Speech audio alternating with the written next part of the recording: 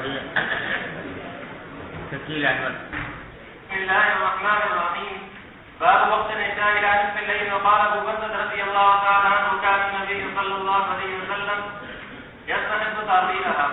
وبالسند المتصل من دار الامام الامام الحافظ الحجه امير المؤمنين في الحديث في عبد الله محمد بن اسماعيل بن ابراهيم بن المغيرة بن بزيد جعفر البخاري رحمه الله تعالى متعنا الله بعلومه وقيوده وبركاته امين. قال حدثنا عبد الرحيم المحاربي قال حدثنا زائد بن حماد الصغير عن انس رضي الله تعالى عنه قال اخبر النبي صلى الله عليه وسلم صلاه العشاء الى نصف الليل ثم صلى ثم قال قد صلى الناس وناموا وما يمكن في صلاه من صدقتموها. وزاد ابن ابي مريم قال احسننا يحيى بن ابي فقال حدثني حماد سمع انسا كاني انظر الى ربيع حاتمه ليله اذن. بسم اللہ الرحمن الرحیم. الحمد للہ رب العالمین والصلاة والسلام علی رسولہ الکریم وعلی آلہ واصحابہ اجمعین. اما بعد. یہ باب ہے عشاء کے وقت کے بیان کے سلسلے میں، اور اس میں امام ابو حنیفہ رحمۃ اللہ علیہ کا مسلک یہ ہے کہ عشاء کا وقت طلوع فجر تک باقی رہتا ہے، البتہ نصف لیل کے بعد اس کی تاخیر کرنا مکروہ ہے، لیکن وقت باقی رہتا ہے طلوع فجر تک. اور امام شافعی رحمۃ اللہ علیہ فرماتے ہیں کہ نصف لیل پر وقت ختم ہو جاتا ہے. یہ جو باب اس وقت قائم کیا امام بخاری نے، تو اس میں زیادہ لوگوں کا خیال تو یہ ہے کہ یہ امام شافعی رحمۃ اللہ علیہ کی تائید کے لیے قائم کیا ہے، کیونکہ یہ فرمایا کہ باب وقت العشاء الی نصف اللیل، عشاء کا وقت نصف لیل تک ہوتا ہے. اور امام شافعی رحمۃ اللہ علیہ بھی یہ فرماتے ہیں کہ نصف لیل تک ہوتا ہے، اس کے بعد ختم ہو جاتا ہے. اور بعض حضرات نے فرمایا کہ اس میں غایت جو ہے وہ مغیہ میں داخل نہیں، غایت مغیہ میں داخل نہیں، تو اس واسطے سے حنفیہ کی تائید مقصود ہے کہ نصف لیل کے بعد بھی کوئی نماز پڑھی جا سکتی ہے. لیکن ظاہر یہ ہے کہ یہ امام شافعی کی تائید کرنا چاہتے ہیں. وقال ابو برزہ رضی اللہ عنہ کان النبی صلی اللہ علیہ وسلم یستحب تاخیرها. ابو برزہ رضی اللہ عنہ فرماتے ہیں کہ نبی کریم صلی اللہ علیہ وسلم پسند فرماتے تھے عشاء کو دیر سے پڑھنے. پھر آگے جو حدیث روایت کی ہے وہ حضرت انس رضی اللہ تعالیٰ عنہ کی ہے کہ اخر النبی صلی اللہ علیہ وسلم صلاۃ العشاء الی نصف اللیل ثم صلی. یہ حدیث جو ہے یہ امام ابو حنیفہ رحمۃ اللہ علیہ کے مسلک پر زیادہ دلالت کر رہی ہے، اس واسطے کہ اس میں یوں ہے کہ نبی کریم صلی اللہ علیہ وسلم نے عشاء کی نماز کو مؤخر فرمایا نصف لیل تک، ثم صلی، اس کے بعد نماز پڑھی، یعنی نصف لیل ہو چکی تھی اس کے بعد نماز پڑھی. تو نصف لیل ہو جانے کے بعد نماز پڑھنے کا معنی یہ ہے کہ نصف لیل کے بعد بھی وقت باقی تھا. تو اس سے معلوم ہوا کہ نصف لیل کے بعد بھی وقت باقی رہتا ہے، اور امام ابو حنیفہ رحمۃ اللہ علیہ کا مسلک یہی ہے. اور جب نصف لیل کے کچھ دیر کے بعد تک وقت باقی رہا تو اس سے پتہ چلا کہ فجر تک باقی رہے گا، کیونکہ لعدم القائل بالفصل، کیونکہ کوئی بھی شخص علماء میں اس بات کا قائل نہیں ہے کہ نصف لیل کے بعد کچھ دیر تک باقی رہے اور فجر تک باقی نہ رہے، ایسا کوئی نہیں ہے جو یہ کہتا ہوں. لہٰذا جب نصف لیل کے بعد وقت باقی ہے تو یقیناً طلوع فجر تک بھی باقی ہوگا. اس واسطے یہ حدیث واضح طور پر دلالت کر رہی ہے امام ابو حنیفہ رحمۃ اللہ علیہ کے مسلک پر.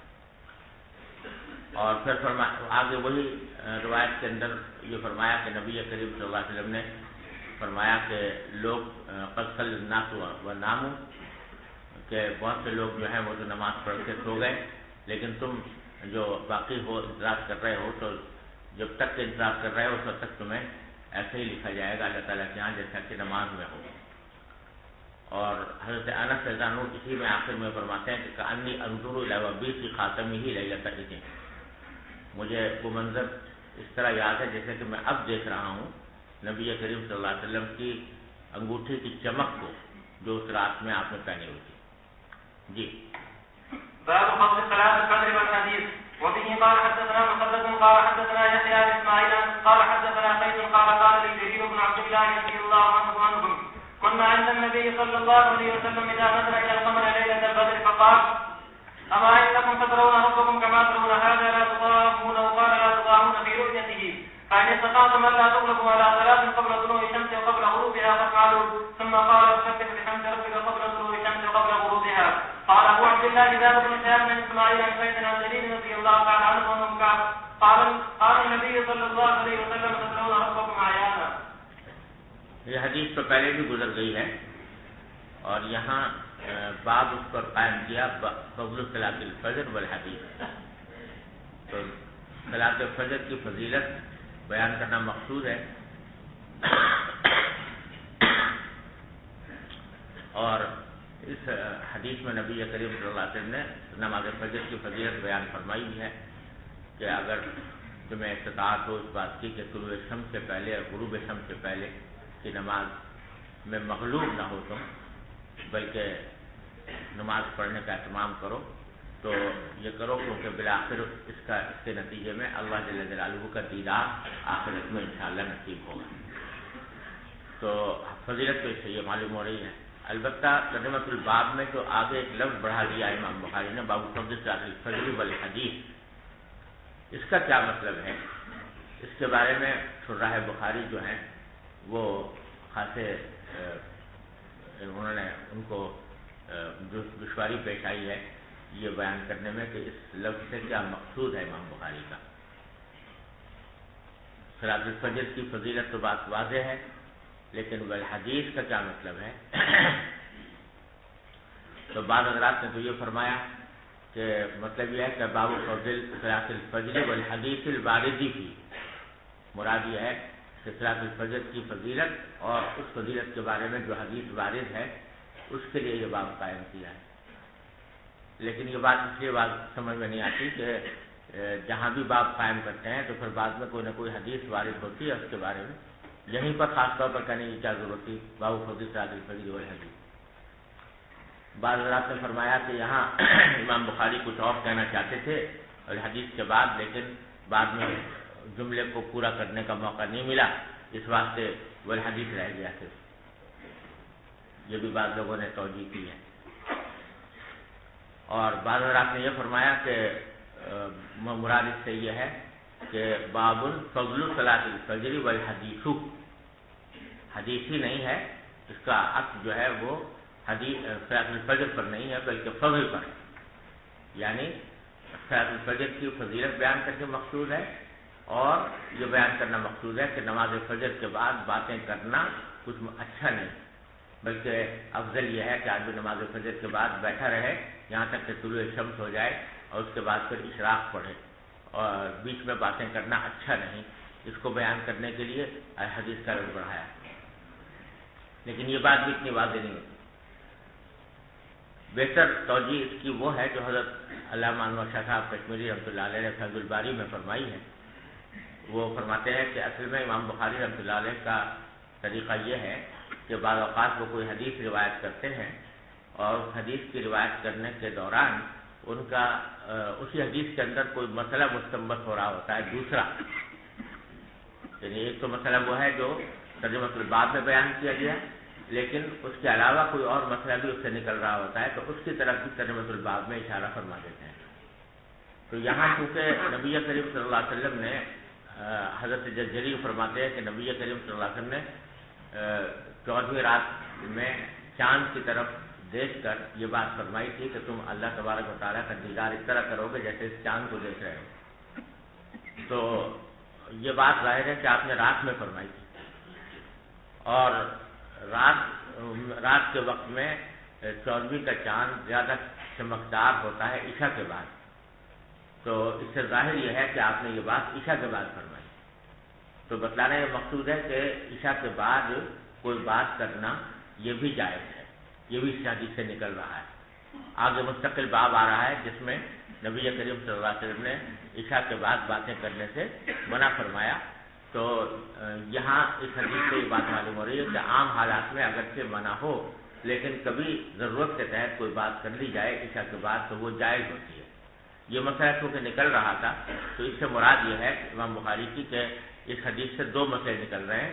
ایک تو یہ کہ نماز فجر کی فضیلت معلوم ہو رہی ہے، اور دوسرے یہ بات معلوم ہو رہی ہے کہ وہ حدیث بعد العشاء، حدیث سے مراد ہے حدیث بعد العشاء، تو عشاء کے بعد باتیں کرنے کا جواز بھی سے معلوم ہو رہا ہے، لہذا اس کا بھی ذکر فرما دیا ہے ترجمہ الباب میں۔ واللہ اعلم۔ چلیے۔ وبه قال حدثنا عبد بن خالد قال حدثنا همام قال حدثني ابو جمرة قال حدثني ابو جمرة عن ابي بكر بن ابي موسى رضي الله تعالى عنه ان رسول الله صلى الله عليه وسلم قال من صلى الفردين دخل الجنة. وقال ابن رجاء حدثنا همام عن ابي جمرة ان ابا بكر بن عبد الله من كان نخبره بهذا.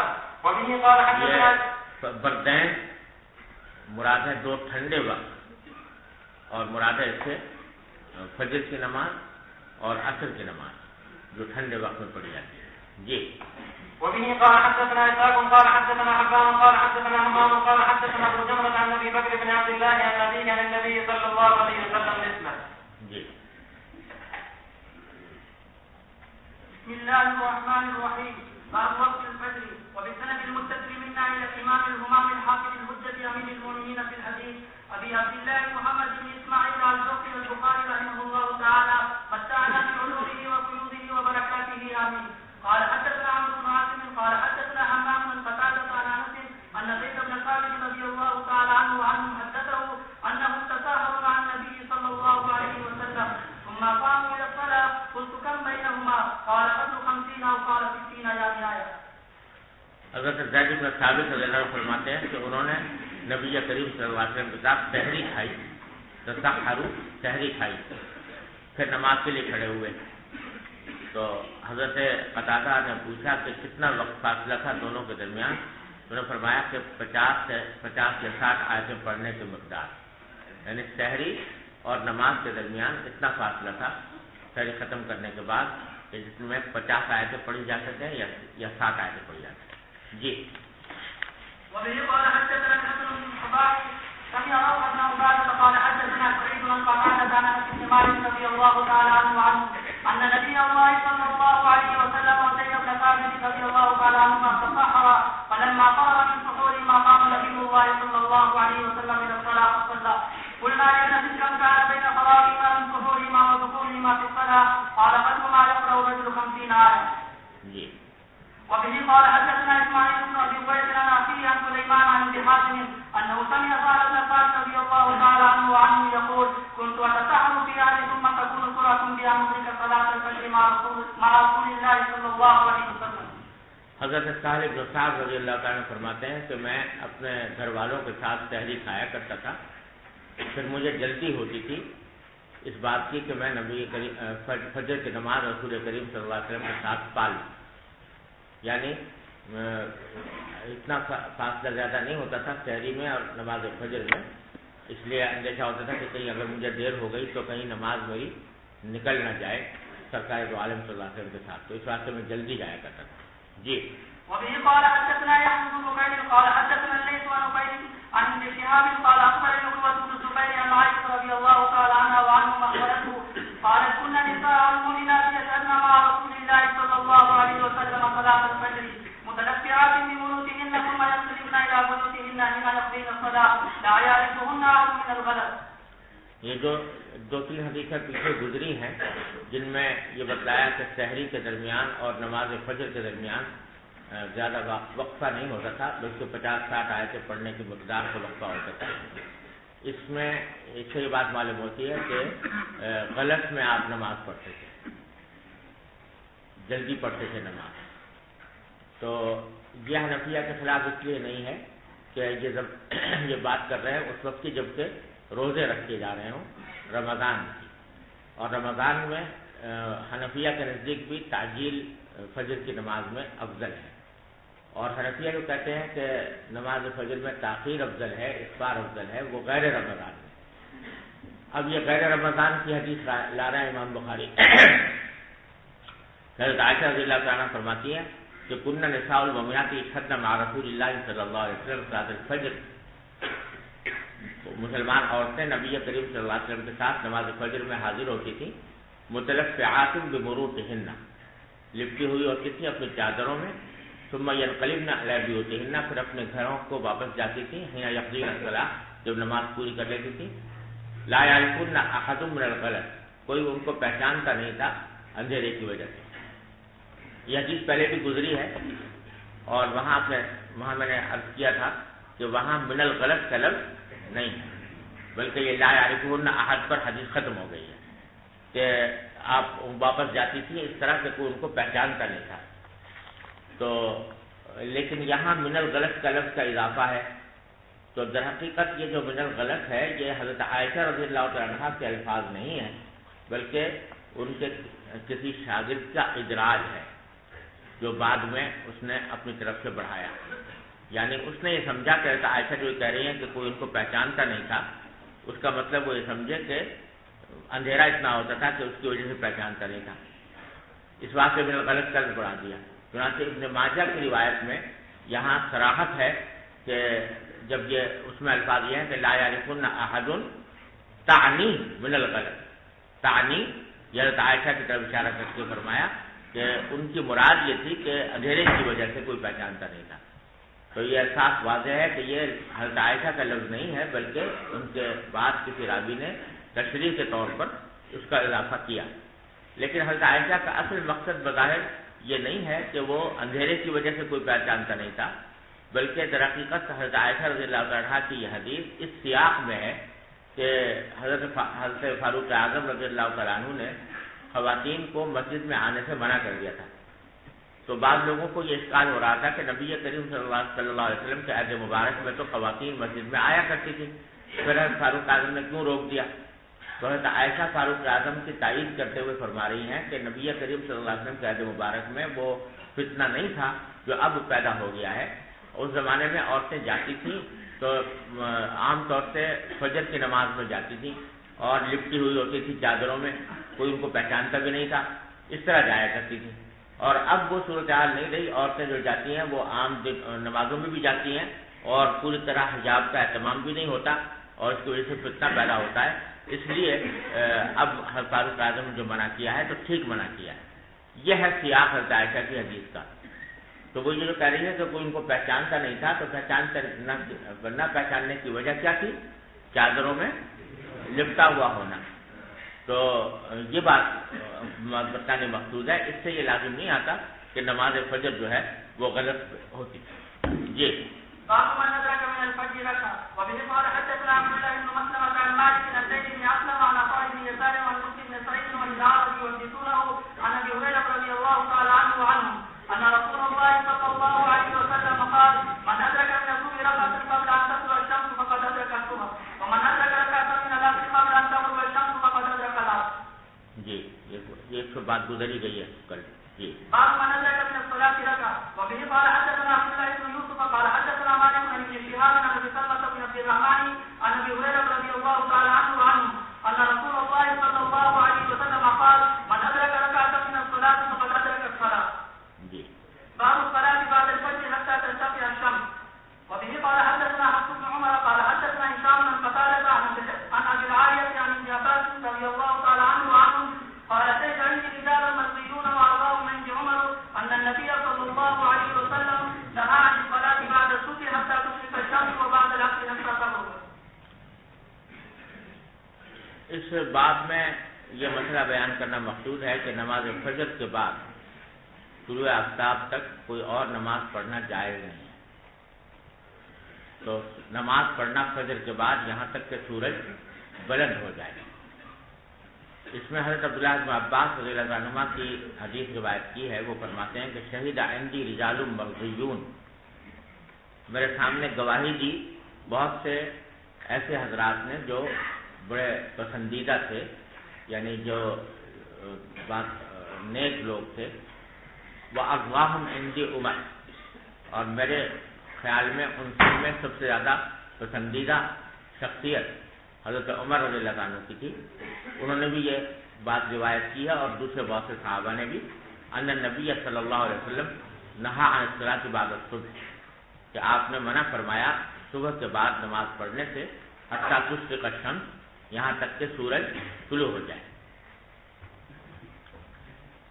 یہ حدیث جو ہے جیسا حضرت عبداللہ بن عباس نے فرمایا بہت سے صحابہ کرام سے مروی ہے، یہاں تک کہ اس کو معنن متواتر کہا گیا ہے، کہ معنن یہ متواتر ہے یہ حکم کہ نبی کریم صلی اللہ علیہ وسلم نے فجر کے بعد منع فرمایا طلوع شمس تک، بلکہ ارتفاع شمس تک نماز پڑھنے سے، اور عصر کے بعد بھی اسی طرح منع فرمایا جب تک کہ سورج غروب نہ ہو جائے۔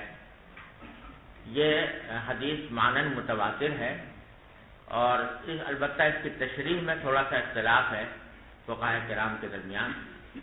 امام ابو حنیفہ رحمۃ اللہ علیہ کا مسلک یہ ہے کہ نہیں جو ہے یہ فرائض کے ساتھ نہیں ہے خاص، یہ نوافل کے ساتھ خاص ہے، فرائض کے ساتھ نہیں ہے، لہذا ان اوقات میں اگر کوئی شخص قضا نماز پڑھنا چاہے تو نماز قضا پڑھ سکتا ہے، البتہ نوافل ہر قسم کے ممنوع ہیں، کسی بھی قسم کی نفل نماز اس صورت میں جائز نہیں۔ تو یہ امام ابو حنیفہ رحمۃ اللہ علیہ کا مسئلہ ہے، ہر قسم کے نوافل ممنوع ہیں، البتہ فرائض جائز ہیں جن میں قضا نمازیں بھی داخل ہیں۔ بھائی یہ سلسلہ بہت غیر متناہی چل رہا ہے، اگر کسی کو آنا ہو پیچھے بیٹھے، آگے نہ آئے، کو منع کرو آگے آنے، اگر کسی کو بیٹھنا ہو تو پیچھے بیٹھے، وہاں جو بیٹھا ہو اس کو کہو کہ آگے نہ آئے کوئی آدمی، آگے اگر ہو تو آگے آ کر بیٹھ جائیں، ابھی جو جگہ ہے اس کو ابھی پر کر لیں، بار بار آدمی کے آنے سے خلل واقع ہوتا ہے۔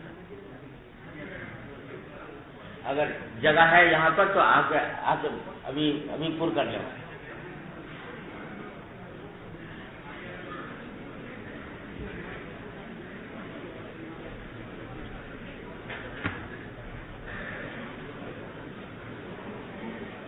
بیٹھو بس، اب ختم، اب آگے کوئی آگے نہ آئے، منع کر دو، وہاں سے بھی ادھر سے بھی۔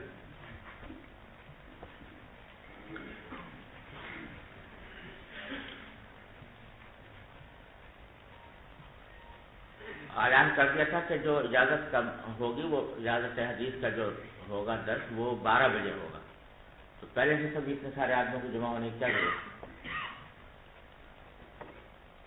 تو عرض یہ کر رہا تھا کہ امام ابو حنیفہ رحمۃ اللہ علیہ کے نزدیک فرائض اس میں پڑھے جا سکتے ہیں، البتہ نوافل ہر قسم کے ممنوع ہیں،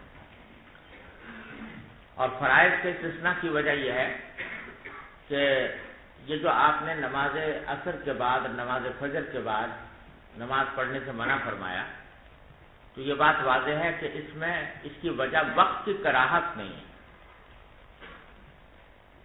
کیونکہ وقت مکروہ کسی کے نزدیک بھی نہیں ہے۔ یہی وجہ ہے کہ اگر کوئی شخص فجر کی نماز اس میں سے اس پورے وقت میں سے کسی وقت میں بھی پڑھ لے تو وہ نماز کامل ہی ہوتی ہے اور اس میں کوئی کراہت نہیں ہے۔ تو معلوم ہوا کہ وقت کی کراہت سبب نہیں ہے، اس میں مانا ہے۔ جب وقت کی کراہت سبب نہیں ہے تو سبب ایک ہی ہوگا، اور وہ یہ کہ اللہ تبارک و تعالیٰ نے اس وقت کو مشغول بالفرائض کر دیا ہے، یعنی یہ سارا وقت جو ہے یہ خاص کر دیا ہے فرائض کے ساتھ، تو اس لیے دوسری نمازیں اس میں منع ہو گئی۔ تو جب مشغول بالفرائض ہے تو ہر قسم کے فرائض اس میں پڑھے جا سکتے ہیں، تو وقتی فریضہ بھی جس طرح پڑھا جا سکتا ہے اسی طرح قضا نمازیں بھی پڑھی جا سکتی ہیں، لیکن اس کے علاوہ جو اور نمازیں ہیں جو نوافل ہیں وہ منع ہیں، بلکہ حنفیہ کے مسلک میں جو واجب لغیر ہی ہیں وہ بھی منع ہیں، یعنی بعض ایسے ہیں کہ جو واجبات ہیں لیکن وہ واجبات لعینہا نہیں ہیں بلکہ لغیرہا ہیں، جیسے طواف کے بعد کی 2 رکعتیں، ہر طواف کے بعد 2 رکعتیں پڑھنا واجب ہوتا ہے، لیکن وہ واجب لعینہ ہی نہیں ہے بلکہ واجب لغیر ہی ہے، طواف کی وجہ سے واجب ہوتی ہے، تو وہ بھی جائز نہیں امام ابو حنیفہ کے نزدیک، البتہ صرف وہ فرائض یعنی قضا کی نمازیں جائز ہیں، اور نوافل ہر قسم کے ممنوع ہیں۔ اور امام شافعی رحمۃ اللہ علیہ فرماتے ہیں کہ نوافل کی 2 قسمیں ہیں، ایک نوافل ذوات الاسباب اور ایک نوافل غیر ذوات الاسباب۔ نوافل ذوات الاسباب ان کو نوافل کو کہتے ہیں کہ جن کا اختیار عبد کے سوا کوئی اور سبب بھی ہو، یعنی نفل کا جو اصل سبب ہوتا ہے وہ تو یہ کہ بندہ اختیار کرتا ہے کہ میں نفل پڑھوں، یہ سبب ہوتا ہے نفل کا.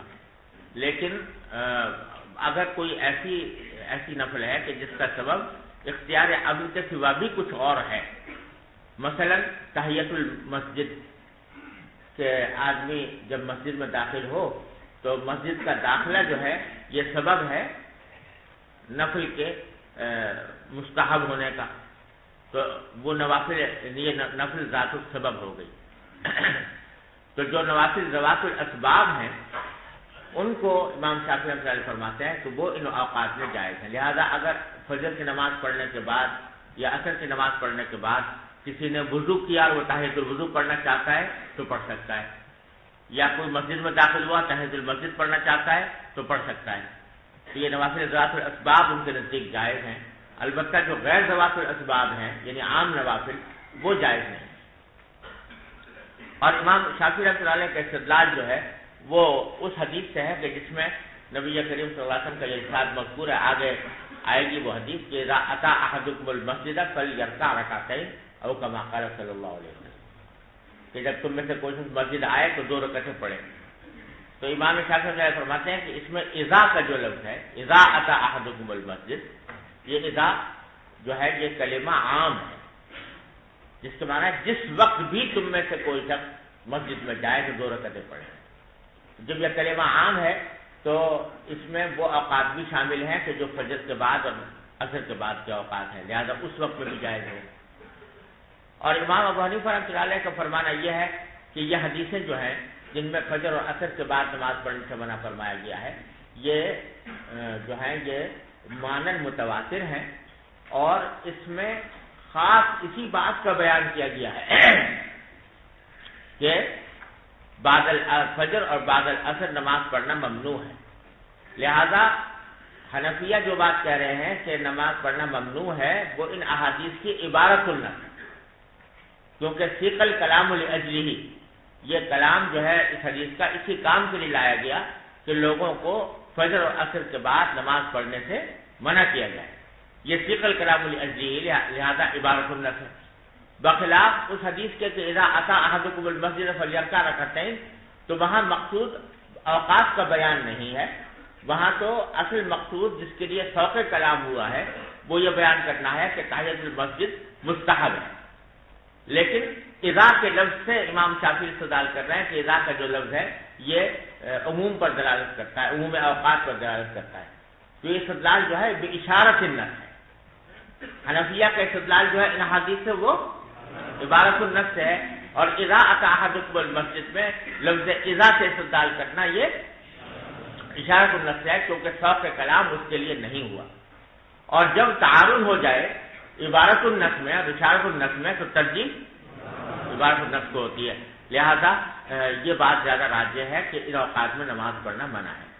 اور اس کی تائید اس بات سے بھی ہوتی ہے کہ اگر اذا کے عموم پر عمل کیا جائے پھر تو کہنا یہ چاہیے کہ عین طلوع شمس کے وقت میں بھی اور عین غروب شمس کے وقت میں بھی اگر کوئی مسجد میں جائے تو اس کے لیے تحیۃ المسجد پڑھنا جائز ہو، حالانکہ ان اوقات میں کوئی بھی جائز نہیں کہتا.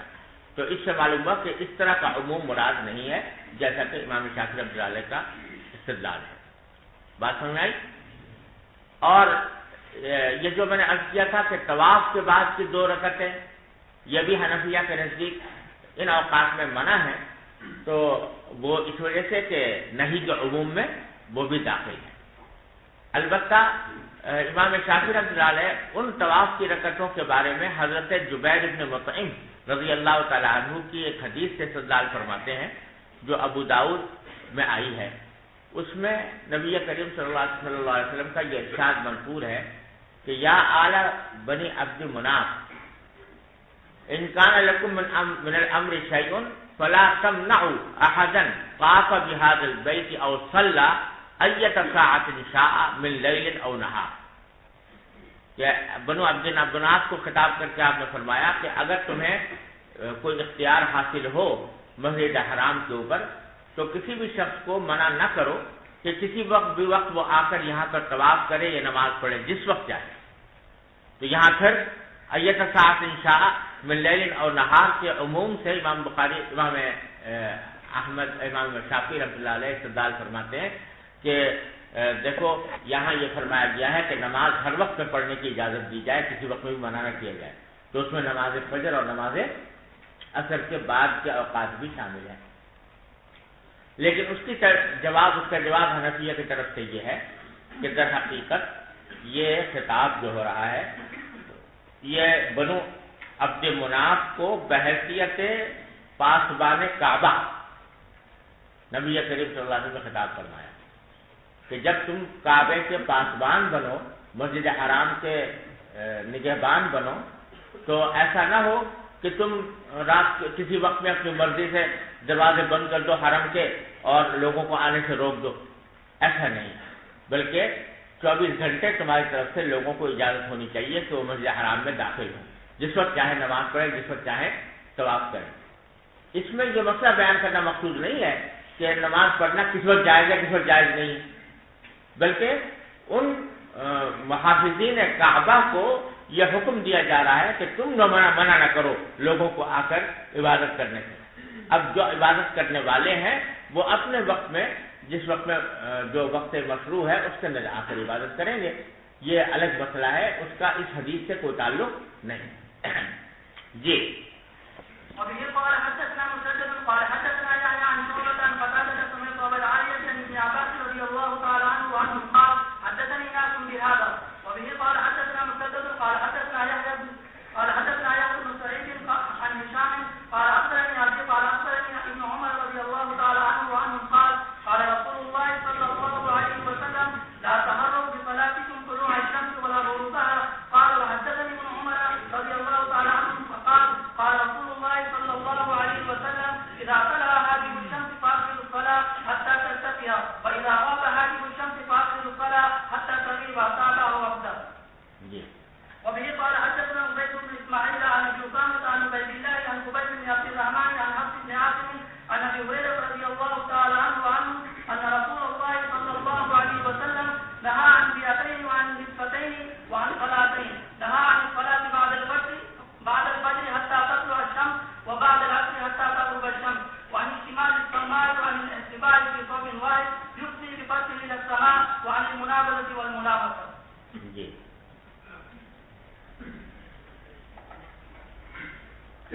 بسم الله الرحمن الرحيم.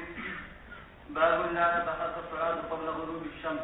لا تتحرك، یہ مجهول کا صیغہ ہے. لا تتحرك الصلاة قبل غروب الشمس. وبه قال حدثنا عبد الله بن يوسف قال أخبرنا مالك عن نافع عن ابن عمر رضي الله تعالى عنهما أن رسول الله صلى الله عليه وسلم قال لا يتحرك أحدكم فيصلي عند طلوع الشمس ولا عند غروبها. یہ پہلے تو جو باب تھا یہ بعد العصر اور بعد الفجر کی نماز پڑھنے کی کراہت کے بارے میں تھا، اور یہاں وہ ان اوقات کا بیان ہے جن میں کراہت جو ہے وقت کی وجہ سے. تو اس میں فرمایا کہ لا يتحرى احدكم، تم میں سے کوئی شخص تلاش نہ کرے، یعنی اہتمام نہ کرے اس بات کا کہ وہ نماز پڑھے عین طلوع شمس کے وقت میں اور عین غروب شمس کے وقت میں. تو حنفیہ اور شافعیہ اور حنابلہ تینوں کے نزدیک 3 اوقات ہیں جو مکروہ ہیں، جن میں نماز پڑھنا ناجائز ہے.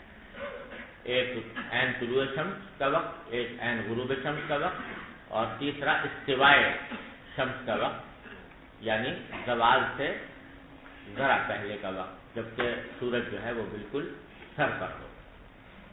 یہ 3 اوقات ہیں جن میں منع کیا گیا ہے. اور اس کی دلیل جو ہے وہ حضرت عقبہ بن عامر رضی اللہ تعالیٰ عنہ کی حدیث ہے جو ابو داؤد اور ترمذی وغیرہ میں آئی ہے کہ نہانا رسول اللہ صلی اللہ علیہ وسلم فی ثلاثۃ اوقات ان نصلی فیہا ونقبر فیہا موتانا. تو 3 اوقات ہیں جن کے بارے میں نبی کریم صلی اللہ علیہ وسلم نے ہمیں منع کیا ہے اس بات سے کہ ہم اس میں نماز پڑھیں یا اپنے مردوں کو دفن کریں، یعنی نماز جنازہ پڑھیں. اور اس کے بعد یہ 3 اوقات بیان فرمائے، ایک طلوع شمس کا، ایک غروب شمس کا، ایک زوال شمس کا. امام مالک رحمۃ اللہ علیہ فرماتے ہیں کہ طلوع اور غروب کی حد تک تو وہ بھی مانتے ہیں کہ طلوع اور غروب کے وقت میں نماز پڑھنا ناجائز ہے، البتہ استوا کے وقت میں وہ پڑھنے کو جائز کہتے ہیں. وہ کہتے ہیں استوا کے وقت میں مانعات نہیں ہے. اور وجہ اس کی وہ یہ بیان فرماتے ہیں کہ میں نے اہل مدینہ کو پایا ہے کہ وہ عین دوپہر کے وقت میں بھی نمازیں پڑھتے رہے ہیں اور اس کا کوئی اہتمام نہیں کرتے تھے کہ دوپہر کے وقت میں صبح کے وقت میں نماز نہ پڑھی جائے. اور یہ آپ جانتے ہیں کہ امام مالک رحمۃ اللہ علیہ کے نزدیک اہل مدینہ کا تعامل جو ہے وہ حجت ہے مستقل. اور اگرچہ خود امام مالک نے موطا میں وہ حدیث روایت کی ہے جن میں زوال کے وقت میں بھی نماز پڑھنے سے منع کیا گیا ہے، لیکن امام مالک کا اصول یہ ہے کہ اگر اہل مدینہ کا تعامل وہ کسی حدیث کے خلاف ہو تو وہ اس حدیث کو منسوخ مانتے ہیں. وہ کہتے ہیں کہ حدیث منسوخ ہو گئی، اگر منسوخ نہ ہوتی تو اہل مدینہ اس کے خلاف عمل نہ کرتے. اس واسطے وہ اہل مدینہ کے تعامل کی وجہ سے یہ فرماتے ہیں کہ عین استوا کے وقت میں نماز پڑھنا جائز. اور جمہور جو ہیں ائمہ ثلاثہ وہ کہتے ہیں کہ چونکہ حدیث میں صراحتاً ممانعت آئی ہے تو اس واسطے ہم اسی کے اوپر عمل کریں. جی. وبه قال حدثنا عبد العزيز بن عبد الله قال حدثنا ابراهيم بن سعد عن صالح بن ابي شهاب قال حدثني عطاء بن يزيد الجندعي وانه سمع ابا سعيد الخدري رضي الله تعالى عنه يقول سمعت رسول الله صلى الله عليه وسلم يقول لا صلاة بعد الصبح حتى تطلع الشمس ولا صلاة بعد العصر حتى تغيب الشمس. جی. وبه قال حدثنا محمد بن عباد قال حدثنا غندر قال حدثنا شعبة عن ابي السياح قال سمعت حمران بن عباد يحدث عن معاوية رضي الله تعالى عنه قال انكم لتصلون صلاة لقد سمعنا رسول الله صلى الله عليه وسلم فما رأيناه يصليهما ولقد نهانا يعني ركعتين بعد العصر. حضرت معاویہ رضی اللہ تعالیٰ عنہ فرماتے ہیں کہ تم لوگ نماز پڑھتے ہو ایک ایسی نماز کہ ہم نے رسول اللہ صلی اللہ علیہ وسلم کی صحبت اٹھائی ہے تو ہم نے آپ کو وہ پڑھتے ہوئے نہیں دیکھا بلکہ ان سے منع کیا، یعنی عصر کے بعد 2 رکعتیں. تو بعض لوگ پڑھنے لگے ہوں گے عصر کے بعد 2 رکعتیں، تو اس واسطے معاویہ نے اس پر تنبیہ فرمائی کہ یہ ٹھیک نہیں ہے، اس واسطے کہ نبی کریم صلی اللہ علیہ وسلم نے عصر کے بعد نماز پڑھنے سے منع فرمایا. جی. وبه قال حدثنا محمد بن سلام قال اخبرنا عبد عن عبيد الله بن قبيل عن حفص بن عاصم عن ابي هريره رضي الله تعالى عنه قال نهى رسول الله صلى الله عليه وسلم عن صلاتين بعد الفجر حتى تطلع الشمس وبعد العصر حتى تغرب الشمس. جی. باب من لم يكره الصلاه الا بعد العصر والفجر رواه عمر وابن عمر وابو سعيد وابو هريره رضي الله تعالى عنهم اجمعين. وبه قال حدثنا ابن نعمان قال حدثنا حماد بن زيد عن ايوب عن نافع عن ابن عمر رضي الله تعالى عنهما قال اصلي كما رايت اصحابي يصلون لا انهى احد يصلي بليل او نهار ما شاء غير ان نتحرى طلوع الشمس ولا غروبها. جی. باب ما يصلي بعد العصر من الفوائد ونحوها. وقال قريب عن ام سلمة رضي الله تعالى عنها صلى النبي صلى الله عليه وسلم بعد الركعتين بعد العصر ركعتين وقال شغلني الناس من عبد الفرج عن الركعتين بعد الظهر. اس باب میں بتلانا مقصود ہے کہ بعد العصر اور بعد الفجر میں نماز پڑھنے سے جو ممانعت ہے وہ صرف نوافل کی حد تک مخصوص ہے اور فرائض اس میں پڑھے جا سکتے ہیں، قضا نمازیں بھی پڑھی جا سکتی ہیں. اس پر امام بخاری نے استدلال فرمایا ہے ایک واقعے سے، اور وہ واقعہ یہ ہے کہ نبی کریم صلی اللہ علیہ وسلم نے ایک مرتبہ ایسا ہوا تھا کہ عبد القیس کا وقت آیا ہوا تھا نبی کریم صلی اللہ علیہ وسلم کے پاس. ظہر کے وقت میں وہ آیا تو ظہر کے فرائض آپ نے پڑھ لیے اور ظہر کے بعد کی جو 2 رکعتیں ہیں وہ ابھی نہیں پڑھی تھی، ان کے ساتھ مشغول ہو گئے اور ان کے ساتھ جو مشغولیت رہی وہ اتنی دیر تک رہی کہ ظہر کا وقت نکل گیا اور ظہر کے بعد کی جو 2 سنتیں آپ پڑھا کرتے تھے وہ نہیں پڑھ پائے. تو رسول کریم صلی اللہ علیہ وسلم نے ان 2 رکعتوں کی قضا فرمائی عصر کے بعد. اور حضرت ام سلمہ رضی اللہ تعالیٰ عنہ نے دیکھا کہ نبی کریم صلی اللہ علیہ وسلم عصر کے بعد 2 رکعتیں پڑھ رہے ہیں، تو آپ حضرت ام سلمہ نے پوچھا کہ یا رسول اللہ یہ 2 رکعتیں آپ کیسی پڑھ رہے ہیں حالانکہ عصر کے بعد تو آپ نے نماز پڑھنے سے منع فرمایا ہے. تو آپ نے اس کی وجہ بیان فرمائی کہ میرے پاس یہ لوگ آ گئے تھے جس میں کہ میں مشغول ہو گیا اور 2 رکعتیں میری ظہر کی رہ گئیں تو میں نے ان کو قضا کیا ہے. اب یہ قضا ویسے تو عام طور سے فرائض کی ہوتی ہے، سنتوں کی قضا نہیں ہوتی، لیکن نبی کریم صلی اللہ علیہ وسلم کی خصوصیت تھی کہ آپ نے اس کی بھی قضا فرمائی، جس کی دلیل یہ ہے کہ ابن حبان کی روایت میں آتا ہے کہ حضرت ام سلمہ رضی اللہ تعالیٰ نے جب دیکھا کہ آپ نے 2 یہ قضا کی ہیں تو اس کے بعد خود انہوں نے سوال بھی کر دیا حضرت ام سلمہ کہ افنصلیہما اذا فاتتا، کہ جس طرح آپ نے ظہر کی 2 رکعتوں کی قضا فرمائی ہے تو اگر ہماری کبھی یہ 2 رکعتیں قضا ہو جائیں تو کیا ہم بھی اس کو قضا کریں اور عصر کے بعد پڑھ لیں؟ قال اللہ، تو آپ نے انکار فرمایا کہ نہیں، تم ایسا نہیں کرو۔ تو جس سے معلوم ہوا کہ یہ خصوصیت تھی نبی کریم صلی اللہ علیہ وسلم کی کہ آپ نے قضا فرمائی، دوسروں کے لیے قضا کرنے کی اجازت نہیں۔ تو امام بخاری رحمۃ اللہ علیہ یہ استدلال فرما رہے ہیں اس سے کہ جب ٹھیک ہے حضور کے لیے ساتھ مخصوص تھا، دوسرے لوگوں کے لیے جائز نہیں ہے، تو جب حضور اقدس صلی اللہ علیہ وسلم کے لیے سنتوں کی قضا اس وقت میں جائز ہوئی تو عام لوگوں کے لیے فرائض کی قضا بطریق اولا یہ ہے سزا۔ ارے سمجھو، تو فرمایا کہ حضرت ام سلمہ رضی اللہ تعالیٰ فرماتی ہے کہ نبی کریم صلی اللہ علیہ وسلم نے عصر کے بعد 2 رکعتیں پڑھی اور وجہ بیان فرمائی کہ شغلنی ناس من عبد القیس کے کچھ لوگوں نے مجھے مشغول کر دیا تھا ان رکعتین بعد العصر، ان رکعتین بعد الظہر، ظہر کے بعد کی 2 رکعتوں سے، تو وہ میں نے اس وقت قضا کی ہے۔ اور پھر حضرت عائشہ رضی اللہ تعالیٰ عنہا نے یہ بیان فرمایا کہ ایک مرتبہ جب آپ نے شروع کر دی 2 رکعتیں پڑھنی عصر کی کے بعد، اصل میں تو پڑھی تھی ظہر کی قضا کے طور پر، لیکن حضرت عائشہ فرماتی ہیں کہ نبی کریم صلی اللہ علیہ وسلم جب کسی عمل کو شروع فرماتے تھے تو پھر اس پر مداومت بھی فرماتے تھے۔ کان النبی صلی اللہ علیہ وسلم اذا فعل شیئا اثبته او کما قالت رضی اللہ تعالیٰ عنہ، کہ جب آپ کوئی کام شروع کرتے تو اس کے پھر پر مداومت فرماتے تھے۔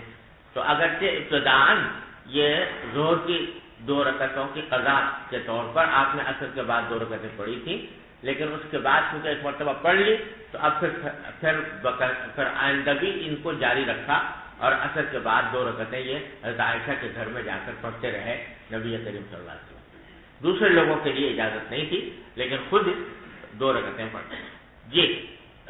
وبه قال حدثنا ابو نعيم قال حدثنا عبد الواحد بن ايمن قال حدثني ابي انه سمع عائشة رضي الله تعالى عنها قالت والذي ذهب به ما تركهما حتى لقي الله وما لقي الله حتى دخل عن الصلاة وكان يصلي كثيرا من صلاته قاعدا عن ركعتين بعد العصر وكان النبي صلى الله عليه وسلم يصليهما ولا يصليهما في المسجد مخافة ان يدخل على امته وكان يحب ما يخفف عنهم۔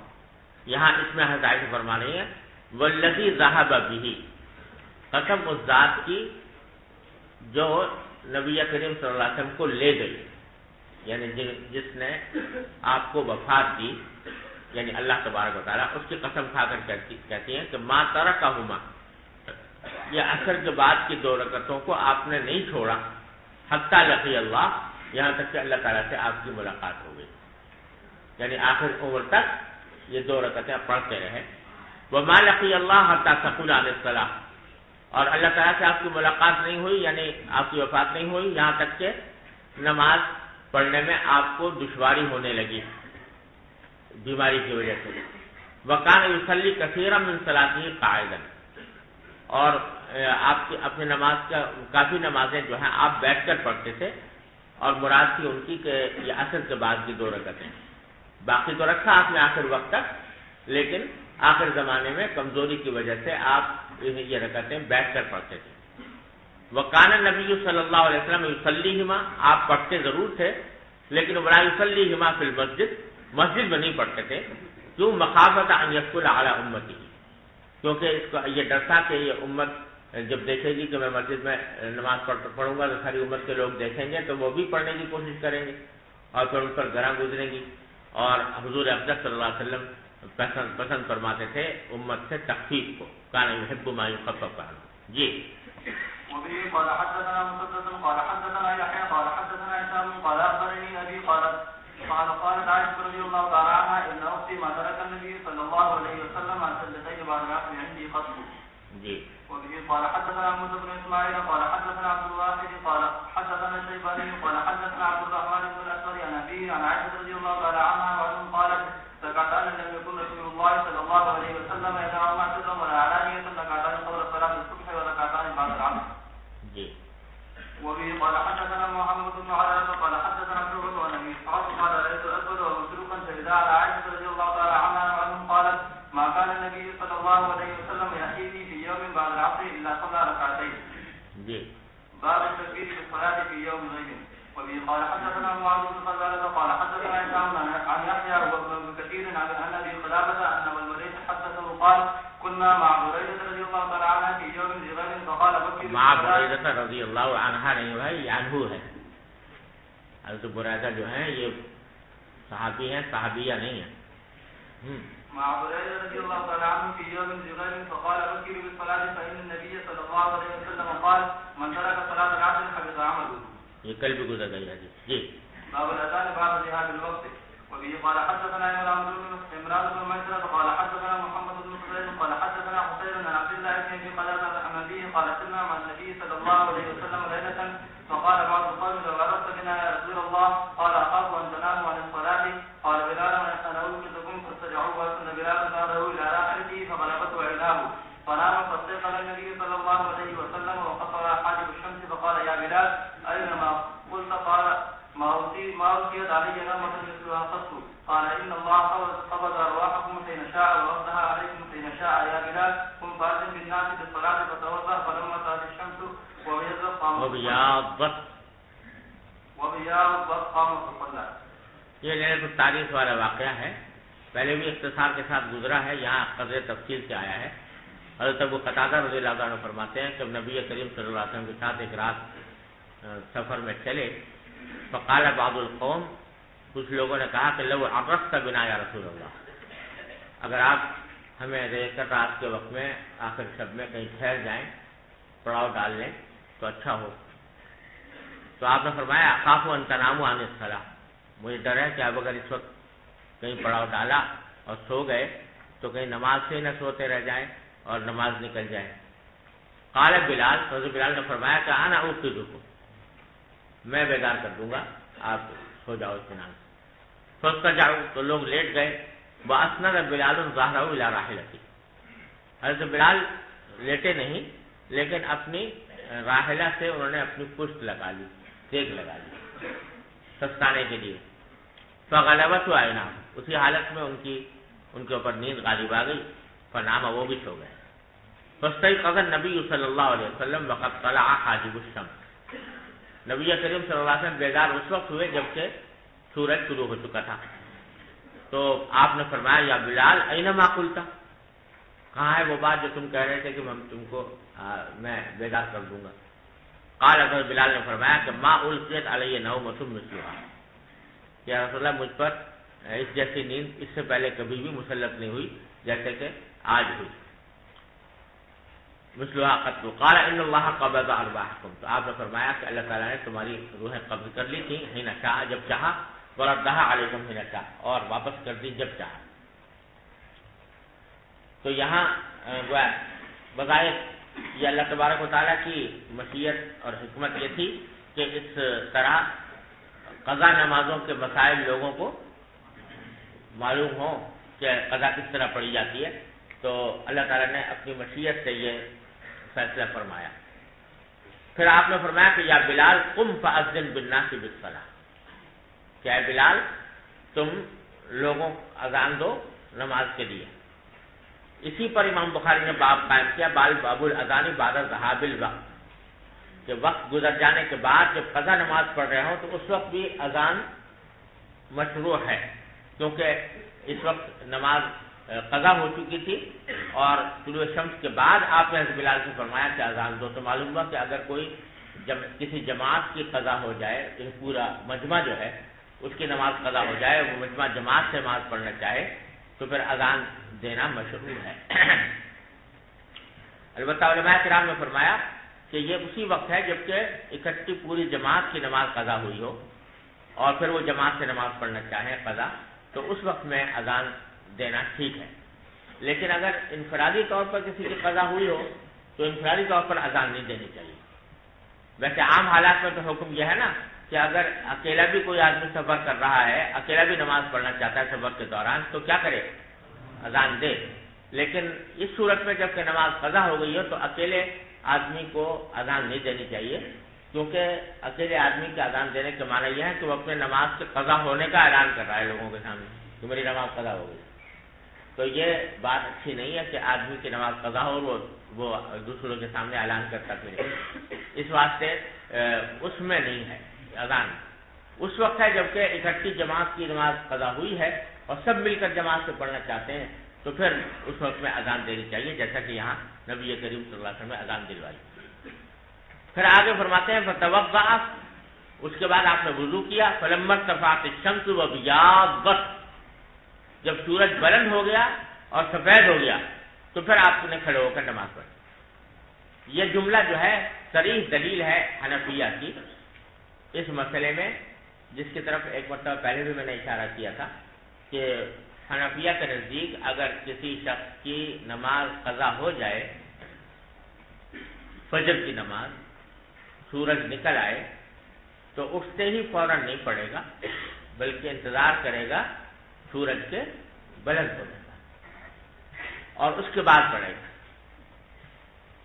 امام شافعی رحمۃ اللہ علیہ فرماتے ہیں کہ نہیں، فوراً پڑے گا، جو ہی آنکھ کھلے تو فوراً پڑے، دیر نہ کرے، اور طلوع شمس بلکہ ارتفاع شمس کا بھی انتظار نہ کرے، فوراً پڑے۔ کیوں؟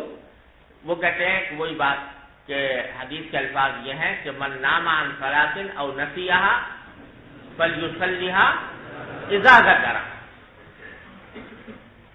کہ جو ہی یاد آئے فوراً پڑھے۔ تو اذا جو ہے وہ کلمہ عام ہے، تمام اوقات کو شامل ہے، لہذا جو ہی یاد آئے فوراً پڑھے۔ سمجھے نا؟ یہاں پھر حنفیہ وہی بات کہتے ہیں کہ اذا جو ہے اسے جو آپ استدلال کر رہے ہیں اشارۃ النص سے استدلال ہے، اور وہ حدیثیں جن میں منع فرمایا گیا ہے نماز سے جب تک کہ سورج بلند ہو جائے، وہ عبارت النص سے دلالت کر رہی ہیں ممانعات پر، تو عبارت النص کو ترجیح ہوگی اشارۃ النص کے اوپر۔ اور یہ حدیث جو ہے بالکل واضح دلیل ہے حنفیہ کی کہ نبی کریم صلی اللہ علیہ وسلم نے فوراً نماز نہیں پڑھی، بلکہ جب سورج بلند ہو گیا تب آپ نے نماز پڑھی۔ اور یہ آپ پیچھے بھی پڑھ چکے ہو کہ جس جگہ یہ واقعہ پیش آیا تھا آپ وہاں نہیں ٹھہرے رہے بلکہ وہاں سے روانہ ہوئے اور آگے جا کر نماز پڑھی، اور اس وقت پڑھی جب کہ سورج بلند ہو گیا۔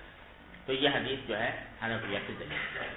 جی بسم اللہ الرحمن الرحیم، باب من صلی بالناس جماعة بعد ذهاب الوقت، وبالسند المستقيم منا الى الامام الامام الحافظ الحجة امير المؤمنين في الحديث ابي عبد الله محمد بن اسماعيل الجعفي البخاري رحمه الله تعالى، ومتعنا بعلومه وفيوضه وبركاته امين. قال حدثنا معاذ بن فضالة قال حدثنا هشام بن يحيى عن ابي سلمة عن جابر بن عبد الله رضي الله تعالى عنه وعنهم ان عمر بن الخطاب رضي الله عنه جاء يوم الخندق بعدما غربت الشمس فجعل يسب كفار قريش، قال يا رسول الله ما كنت اصلي الاسرى حتى كادت الشمس تغرب، قال النبي صلى الله عليه وسلم والله ما صليتها، فقمنا الى بطحان فتوضا للصلاه وتوضانا لها، فصلى الاسرى بعدما غربت الشمس ثم صلى بعدها المغرب۔ یہ حضرت جابر رضی اللہ تعالیٰ فرماتے ہیں کہ حضرت عمر خندق کے دن آئے جبکہ سورج غروب ہو چکا تھا، تو وہ کفار قریش کو برا بھلا کہنے لگے اور عرض کیا کہ یا رسول اللہ ما کنت اصلی العصر حتی کادت الشمس تغرب، کہ یا رسول اللہ میں نے نماز عصر کی نہیں پڑھ سکا یہاں تک کہ سورج غروب ہونے لگا۔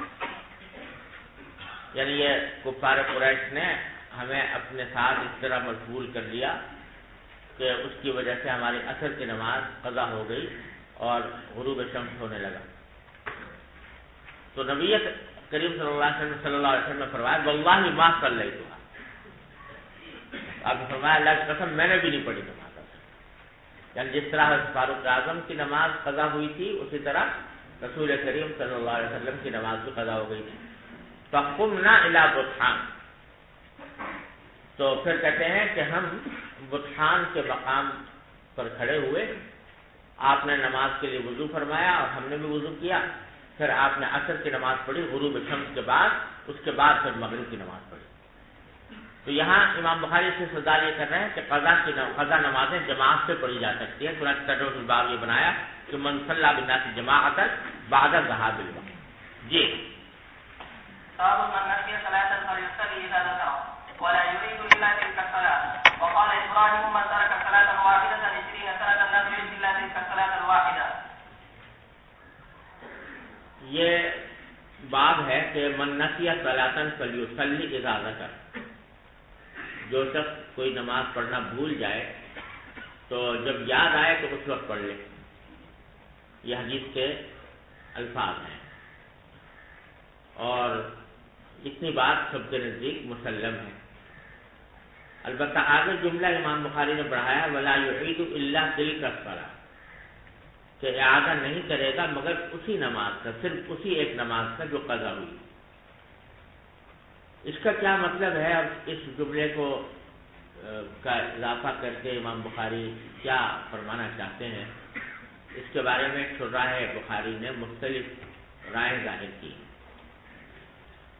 ایک رائے یہ ہے کہ در حقیقت اس جملے سے امام بخاری رحمۃ اللہ علیہ بعض ان فقہا کی تردید کرنا چاہتے ہیں جن کا مسلک یہ تھا کہ اگر کسی آدمی کی نماز قضا ہو جائے تو اگلے وقت میں تو وہ پڑھے گا ہی، لیکن اگلے دن جب قضا شدہ نماز کا وقت آئے گا تو دوبارہ اس کو پڑھنا ہوگا.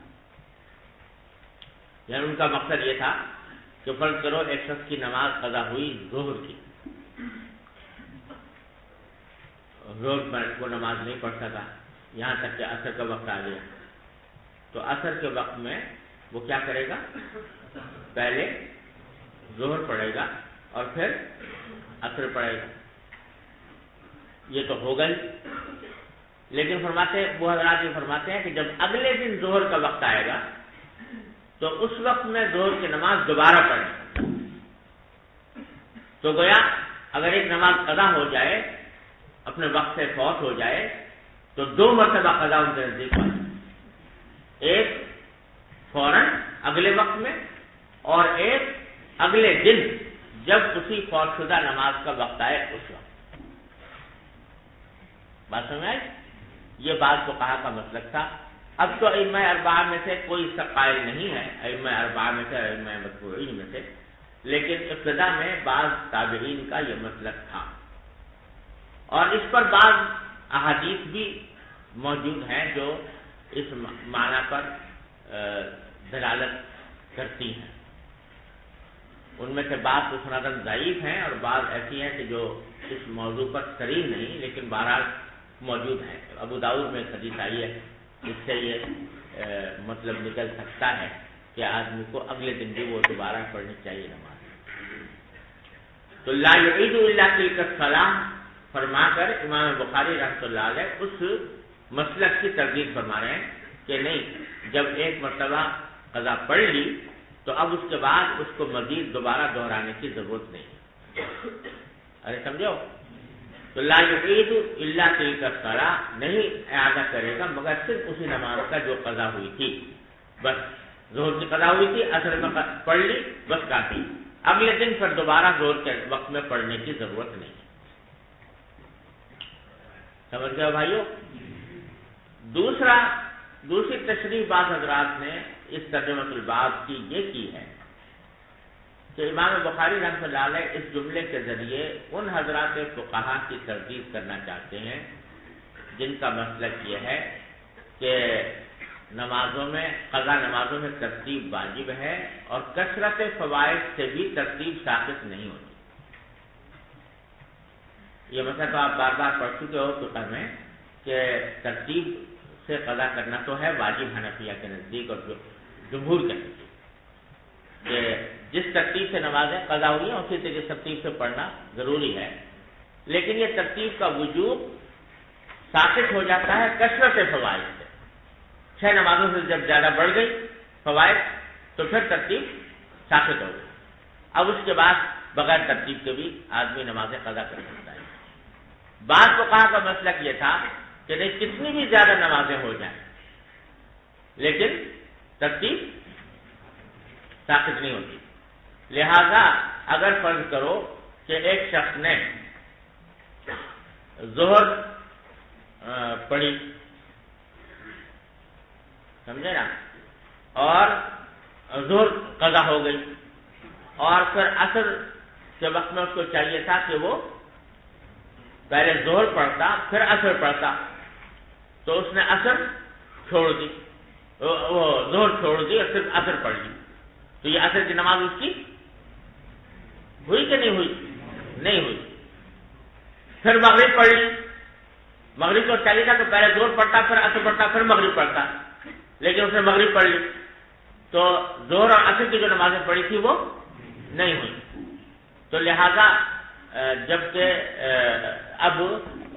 وہ قضا کرے گا تو باوجود ہے کہ ظہر پڑھ چکا ہے، عصر پڑھ چکا ہے، عصر پڑھ چکا ہے، مغرب پڑھ چکا ہے، لیکن جب عشاء کا وقت آئے گا تو اس کو اوپر واجب ہے کہ ظہر بھی پڑھے، عصر بھی پڑھے، مغرب بھی پڑھے، پھر عشاء پڑھے. تو یہ حکم جو ہے ان کے نزدیک اتنا عام ہے کہ اگر 100 نمازیں ہو گئیں قضا تب بھی وہ ساری اگر وہ پڑھتا گیا ہے تو ساری کی ساری 100 کی 100 نمازیں اکٹھی پڑھنی ضروری ہوں گی. تو امام بخاری اس کی تردید کرنا چاہتے ہیں کہ لا یعید الا تلک الصلاۃ، یعنی یہ بات صحیح نہیں ہے، بلکہ جب کثرت فوائد ہو جائے تو اس صورت میں وہ اعادہ نہیں کرے گا مگر اسی ایک نماز کا جو اس کی قضا ہوئی تھی. باقی پچھلی نمازوں کا قضا کرنے کی ضرورت نہیں ہے جو بے ترتیب پڑھ لی. دوسری ترتیب بعض حضرات نے اس طرح کی بات کی ہے، لیکن بظاہر الفاظ سے یہ معلوم ہوتا ہے کہ پہلی تشریح مراد ہے امام بخاری رحمۃ اللہ علیہ کی، اور وہ یہی ہے کہ جب کوئی نماز قضا ہو جائے تو بس ایک مرتبہ قضا کر لینا کافی ہے، اگلے دن دوبارہ اس کو دہرانے کی ضرورت نہیں.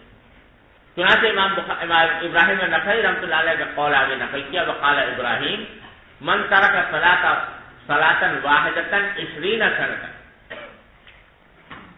اگر ابراہیم نخعی کہتے ہیں کہ اگر کوئی شخص ایک نماز چھوڑ دے 20 سال تک چھوڑے رہتے تو لم يعد الا تلک الصلاۃ، تو بس اسی نماز کا اعادہ کرے گا، اگلے دن اس سے دوبارہ یعنی اسی نماز کے وقت میں آ کر دوبارہ پڑھنے کی ضرورت نہیں.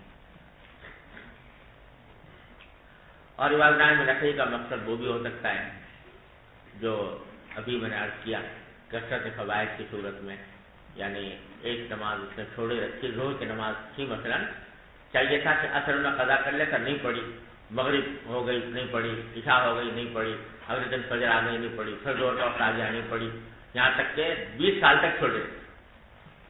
تو 20 سال تک چھوڑے رکھنے کے بعد جب کبھی توفیق ہوگی اس ظہر کی نماز کو قضا کرنے کی تو بس وہی ظہر کی ایک ہی نماز قضا کرے گا، باقی جو نمازیں تھیں وہ قضا کرنے کی ضرورت نہیں. چلیے. وبه قال حدثنا ابو نعيم وموسى بن اسماعيل قال حدثنا اربعه عن قتادة عن انس بن مالك رضي الله تعالى عنه وعنه عن النبي صلى الله عليه وسلم قال من نسي صلاة فليصلي الى اذا ذكرها لا كفارة لها الا ذلك اقم الصلاة لذكري. قال موسى قال همام سمعته يقول بعد اقم الصلاة لذكري. وقال حسان حدثنا همام قال حدثنا قتادة قال حدثنا انس رضي الله تعالى عنه وعنه عن النبي صلى الله عليه وسلم نحوه. حضرت انس فرماتے ہیں کہ نبی کریم صلی اللہ علیہ وسلم نے فرمایا کہ من نسی صلاۃ فلیصلی اذا ذکر لا کفارۃ لها الا ذلک. جو نماز چھوٹ گئی اس کا کوئی کفارہ اس کے سوا نہیں ہے کہ آدمی اسی کو پڑھے جب بھی یاد آ جائے. اور پھر آیت کریمہ تلاوت فرمائی اقیم الصلاۃ للذکر.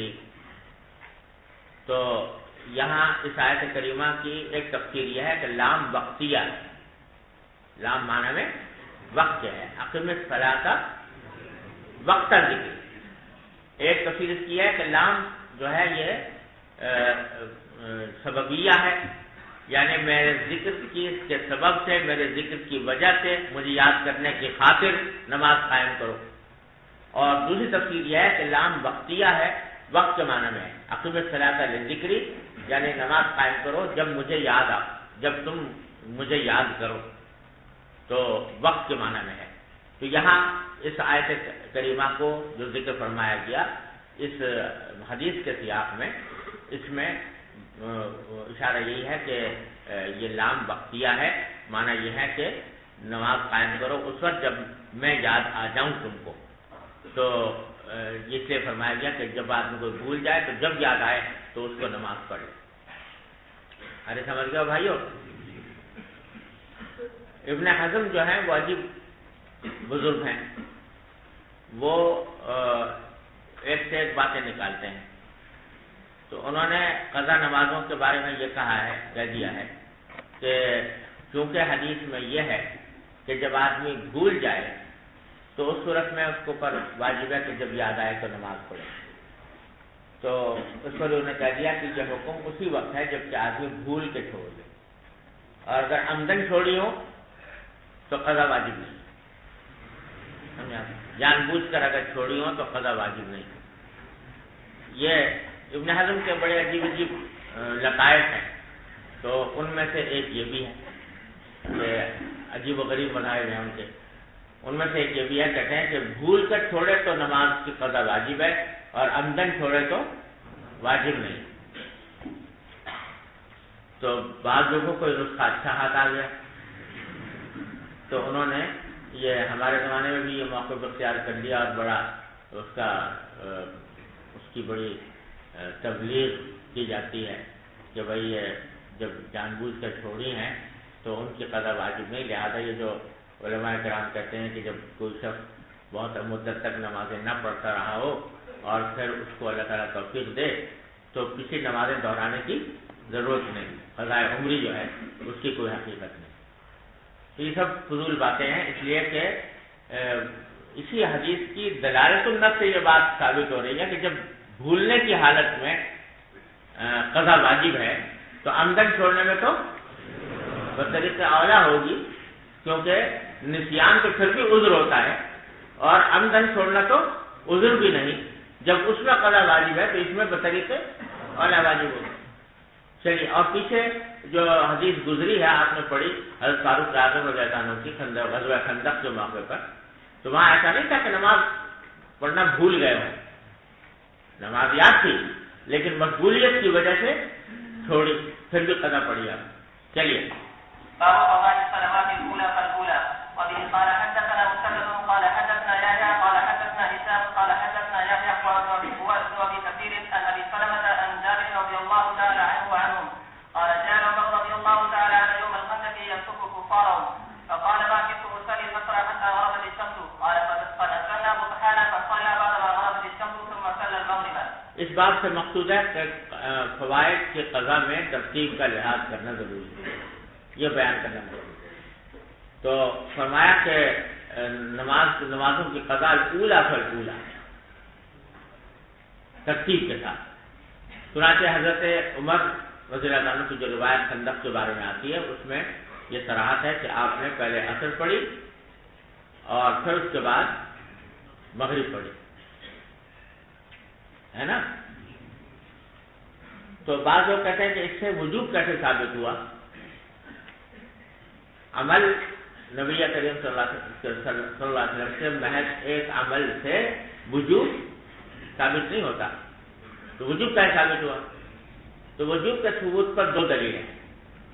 ایک مسند احمد میں روایت آتی ہے، اس میں یہ صراحت ہے کہ نبی کریم صلی اللہ علیہ وسلم نے اسی خندق کے موقع پر ایک مرتبہ ایسا ہوا کہ آپ نے مغرب کی نماز پڑھی اور اس کے بعد کسی نے بتایا کہ عصر کی نماز بھی نہیں پڑھی تھی، بلکہ آپ نے پوچھا کہ کیا میں نے عصر کی نماز پڑھ لی تھی؟ صحابہ کرام نے فرمایا کہ نہیں، عصر کی نہیں پڑھی تھی. تو آپ نے پھر عصر کی پڑھی اور مغرب کی نماز دہرائی. تو یہ بالکل صحیح دلیل ہے اس بات کے اوپر کہ ترتیب کا لحاظ واجب تھا، اگر واجب نہ ہوتا تو آپ دہراتے نہیں. اور موقع امام محمد میں حضرت امام محمد عبداللہ بن عمر رضی اللہ عنہ کا اثر بھی نقل کیا ہے، اس میں بھی آپ نے ترتیب کو واجب قرار دیا ہے۔ یہ دو دلیلیں ہیں جس کی وجہ سے جمہور کا قول یہی ہے کہ قضا میں ترتیب واجب ہے۔ حنفیہ، مالکیہ، حنابلہ تینوں ترتیب کو واجب قرار دیتے ہیں، البتہ امام شافعی کے یہاں ترتیب واجب نہیں۔ جی باب ما يقوم من التمر بعد العشاء، الثاني من التمر والجميع والثمار، والثالث هاهنا في موضع الجميع، وبه قال حدثنا مسدد قال یہ فرمایا کہ عشاء کے بعد ثمر کی کراہت، اصل میں لغت کے اعتبار سے ثمر کہتے ہیں چاندنی رات کو، سمجھے نا؟ اور اہل عرب کا یہ رواج تھا کہ جب چاندنی راتیں آتی تھیں تو وہ رات کو اپنے گھروں سے نکل کے صحراؤں میں بیٹھ کے گپ شپ کیا کرتے تھے، قصہ کہانی کہنا، تو اس لیے ثمر کا لفظ بولا جانے لگا چاندنی رات میں قصہ گوئی کے لیے۔ بعد میں پھر ہر قسم کی قصہ گوئی کو ثمر کہنے لگے، جو عشاء کے بعد ہو، رات کے وقت میں ہو، ہر قسم کی قصہ گوئی، چاہے چاندنی رات ہو چاہے اندھیری رات ہو۔ اور اس کے بعد پھر قصہ گوئی کے لیے کا قصہ بھی ختم ہو گیا، ہر قسم کی بات چیت جو بھی رات کے وقت میں اس کو ثمر کہنے لگے۔ تو عشاء کے بعد ثمر سے ممانعت کی اس کے بارے میں روایتیں آتی ہیں کہ آپ نے اس کو مکروہ سمجھا، لیکن امام بخاری رحمۃ اللہ علیہ یہ کہنا چاہتے ہیں یہاں پر کہ ویسے تو مکروہ ہے، لیکن مکروہ اس وقت ہے جبکہ یا تو فضول کام میں آدمی صرف کر رہا ہو اس کو، یا اس کے ذریعے اس کی وجہ سے نماز فجر فوت ہونے کا اندیشہ ہو۔ لیکن اگر یہ دونوں باتیں نہ ہوں، کوئی علم کی بات ہے، دین کی بات ہے، تو وہ کرنے میں کوئی مذاکرہ نہیں ہے، بشرطے کہ اس سے نماز فجر کے فوت ہونے کا اندیشہ نہ ہو۔ جی وبه قال حدثنا مسدد قال حدثنا يحيى قال حدثنا عوف قال حدثنا ابو المنهال قال انطلقت مع ابي الى ابي بردة الاسلمي رضي الله تعالى عنه وعنه فقال له ابي حدثنا كيف كان رسول الله صلى الله عليه وسلم يصلي المكتوبة؟ قال كان يصلي الهجير التقوى هي التي تدعون الاولى حين تغرب الشمس ويصلي الاخرى ثم يرجع احدنا الى اهله في اقصى المدينة والشمس حية. ونسيت ما قال في المغرب قال وكان يستحب ان يؤخر العشاء قال وكان يكره النوم قبلها والحديث بعدها وكان يستقبل من صلاة الغداء حين يعرف احدنا جليسه ويقرأ من 60 الى 100.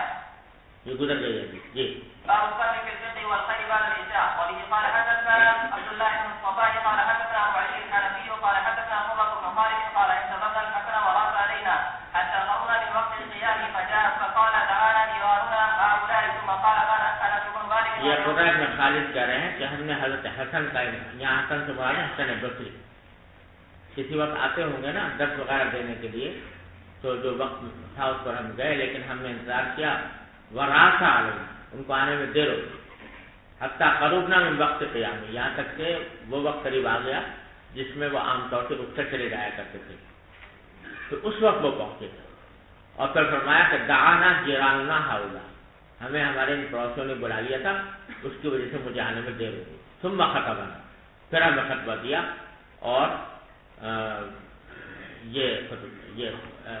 نہیں ثم قال، اس کے بعد یہ فرمایا، آگے وہ حدیث روایت کی جو پہلے گزر گئی جی ثم قال انس بن مالك رضي الله تعالى عنه نزل النبي صلى الله عليه وسلم ذات ليلة حتى كان شطر الليل يبلغ فجاء فصلى لنا ثم خطبنا فقال الا ان الناس قد صلوا ثم ركعوا وانكم لم تزالوا في صلاة من ذكرتم الصلاة.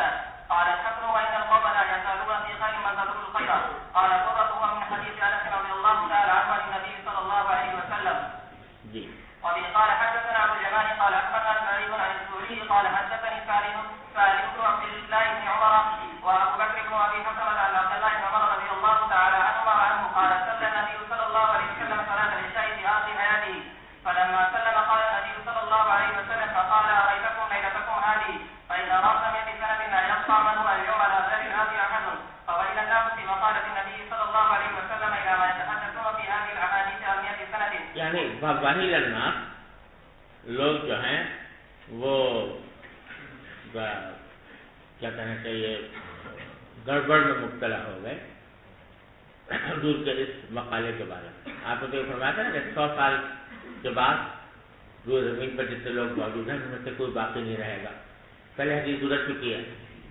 تو مقصد تو یہ تھا کہ جتنے لوگ اس وقت ہیں زندہ وہ سب ختم ہو جائیں گے 100 سال تک.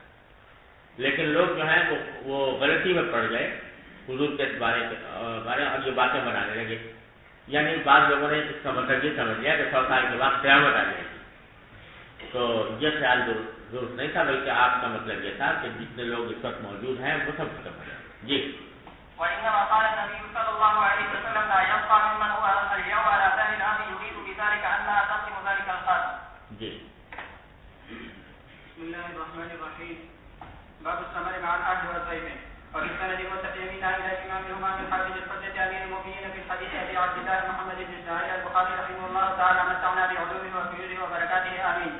قال حدثنا ابن عمر قال حدثنا مقبل بن سليمان قال حدثنا أبي قال حدثنا أبو عثمان عن أبي الرحمن بن أبي بكر رضي الله تعالى عنه وعنهم أن أصحاب الصفة كانوا ناسا فقراء وأن النبي صلى الله عليه وسلم قال من كان عنده طعام اثنين فليذهب بثالث وإن أباهم فقال منها قال ثالث وإن أبا بكر جاء بثلاثة وانطلق النبي صلى الله عليه وسلم بعشرة قال ربنا وأبي وأمي ولا أدري هل قال وامرأتي وخالف بين بيننا وبين أبي بكر وإن أبا بكر تعشى عند النبي صلى الله عليه وسلم ثم لبث حيث سنية العشاء ثم رجع فلبث حتى تعشى النبي صلى الله عليه وسلم فجاء بعد ما بدا من الليل ما شاء الله قال له امرأته ما حدثك عن أزيافك أو قالت سيفك قال فما غشيتهم قالت أبوا حتى تجيء قد وجدوا فأبوا قال فذهبت أنا فاختبرت فقال يا عنتر فجدت فسبق قال قولوا لا هنيئا لكم فقال والله لا أسموا أبدا وحيث الله ما كنا نأخذ من لقمة إلا ربا من أكلها أكثر منها قال شبع وصارت أكثر مما كانت قبل ذلك فنظر إليها أبو بكر فإذا هي كما هي أو أكثر فقال لامرأتي أصدقني مرات ما هذا قالت لا فقلت يعني لهي الآن أكثر منها قبل ذلك بثلاث مرات فأكل منها أبو بكر وقال إنما كان ذلك من الشيطان يعني يمينه ثم أكل منها نخبة ثم حملها إلى النبي صلى الله عليه وسلم فأصبح عنده وكان بيننا وبين قوم عارف فمدى الأجل ففرقنا 12 رجلا مع كل رجل منهم منافق والله أعلم كم مع كل رجل فأكلوا منها أجمعون كما قال.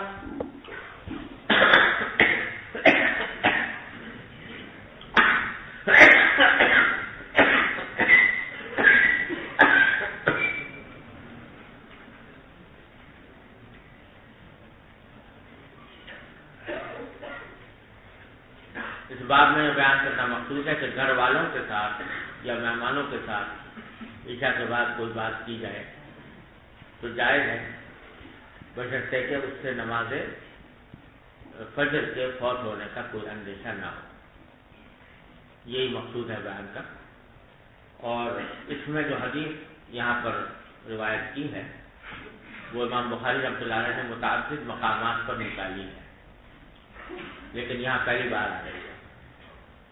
حضرت عبد الرحمن بن ابی بکر رضی اللہ تعالیٰ عنہ صدیق اکبر رضی اللہ تعالیٰ عنہ کے صاحبزادے وہ اس حدیث کے راوی ہیں. وہ فرماتے ہیں کہ ان اصحاب الصفۃ کانوا اناسا فقراء. اصحاب صفہ جو تھے یہ کچھ فقیر لوگ تھے، یعنی یہ لوگ حضرات کھانے وانے کے محتاج رہتے تھے.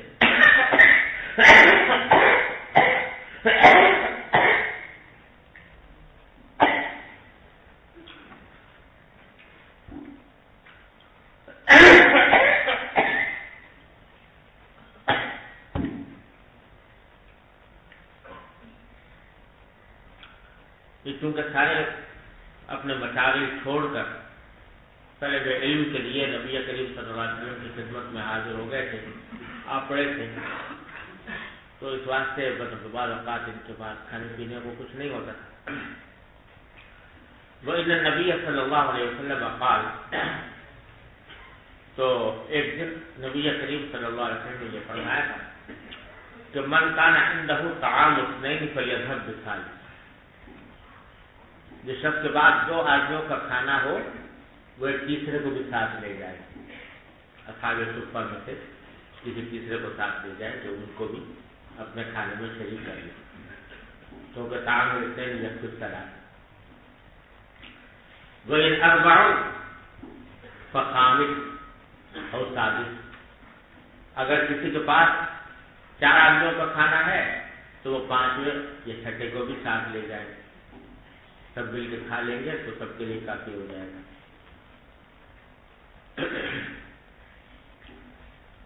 اور نبی کریم صلی اللہ علیہ وسلم نے یہ جو صحابہ کرام سے اعلان فرمایا تھا، اس کے نتیجے میں ان ابا بکر رضی اللہ تعالیٰ عنہ جاء بثلاثہ، حضرت صدیق اکبر رضی اللہ تعالیٰ عنہ 3 مہمان لے آئے اپنے ساتھ گھر میں کھانا کھلانے کے لیے۔ وانطلق النبی صلی اللہ علیہ وسلم ب10، اور آپ خود 10 آدمیوں کو ساتھ لے گئے اپنے گھر میں کھلانے کے لیے۔ قال فهو انا وابی وامی،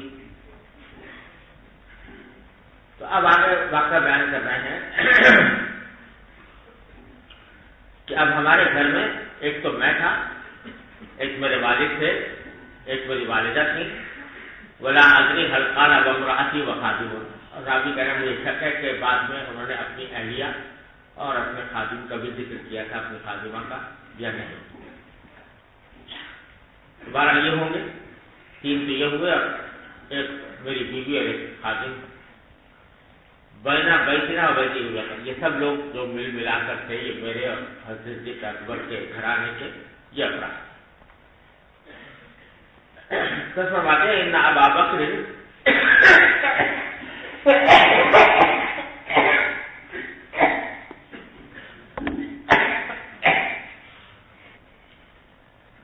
ان ابا بکر رضی اللہ تعالیٰ عنہ تعشى عند النبی صلی اللہ علیہ وسلم، صدیق اکبر رضی اللہ تعالیٰ عنہ نے رات کا کھانا کھایا نبی کریم صلی اللہ علیہ وسلم کے پاس۔ ثم لبث، پھر وہاں ٹھہرے رہے حضور کی خدمت میں، حیث صلیت العشاء، جہاں عشاء کی نماز بھی پڑھی گئی۔ ثم رجع، پھر واپس آئے گھر۔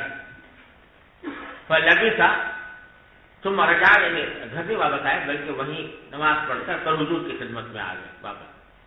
فلبث، اور وہاں پر ٹھہرے یہاں تک تعشى النبی صلی اللہ علیہ وسلم، یہاں تک کہ نبی کریم صلی اللہ علیہ وسلم نے بھی رات کا کھانا تناول فرمایا۔ فجاء بعد ما مضى من الليل ما شاء الله، تو اب صدیق اکبر چونکہ اس پورے عرصے میں نبی کریم صلی اللہ علیہ وسلم کی خدمت میں موجود تھے، نماز بھی ساتھ پڑھی، کھانا بھی ساتھ کھایا، اور پھر اس کے بعد پھر واپس آئے، تو ایسے وقت میں آئے جبکہ رات کا اتنا حصہ گزر چکا تھا جتنا اللہ نے چاہا۔ قالت لهم امرأته، تو جب یہ گھر واپس آئے تو ان کی اہلیہ نے کہا، صدیق اکبر رضی اللہ عنہ کی اہلیہ نے، کہ ما حبسک عن اضیافک او قالت ضیفک، کس چیز نے آپ کو روک لیا یعنی دیر کرا دی اپنے مہمانوں کے پاس آنے سے؟ مہمان تو گھر میں موجود ہیں اور آپ کو آنے میں اتنی دیر ہو گئی۔ قال افما عشیتہم، تو صدیق اکبر نے پوچھا کہ تو کیا تم نے ابھی تک ان کو کھانا نہیں کھلایا رات کا؟ قالت ابوا حتى تجيء، تو انہوں نے کہا کہ مہمانوں کو نے انکار کیا اور کہا کہ ہم تو نہیں کھائیں گے جب تک کہ آپ نہ آ جائیں، صدیق اکبر نہ آ جائیں۔ قد عرضوا فابوا، ان کو پیشکش کی گئی تھی، پیش کیا گیا تھا ان کے پاس کھانا، لیکن انہوں نے کھانے سے انکار کیا، یہ کہا کہ جب تک صدیق اکبر نہیں آ جائیں گے ہم نہیں کھائیں گے۔ جب یہ قصہ ہو رہا تھا، یعنی حضرت صدیق اکبر کی اہلیہ یہ بات بتا رہی تھی حضرت صدیق اکبر کو کہ ہم نے تو ان کو پیشکش کی تھی مگر وہ انہوں نے انکار کیا، کھانا نہیں کھایا۔ تو کہتے ہیں ابو عبدالرحمن ابو بکر کہ قال فذهبت انا فاختبأت،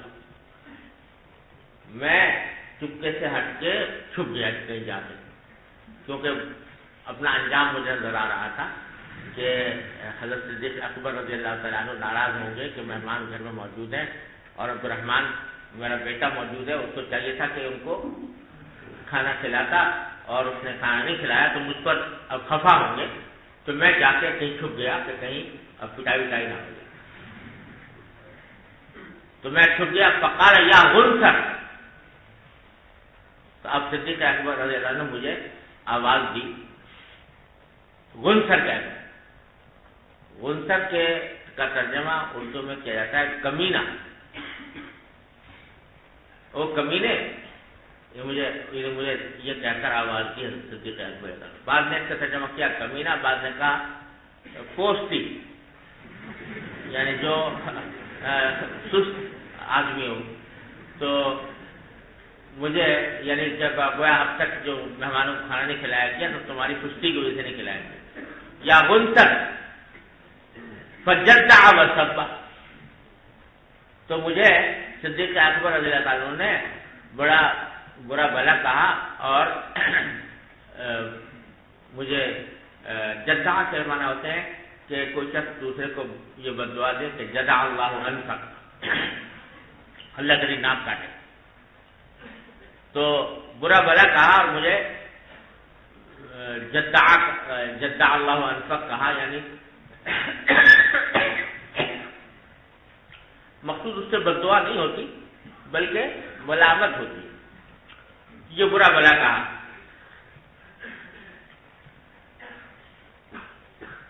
تو کیا فرماتے ہیں وقال کلوا لا ہنیئا لکم.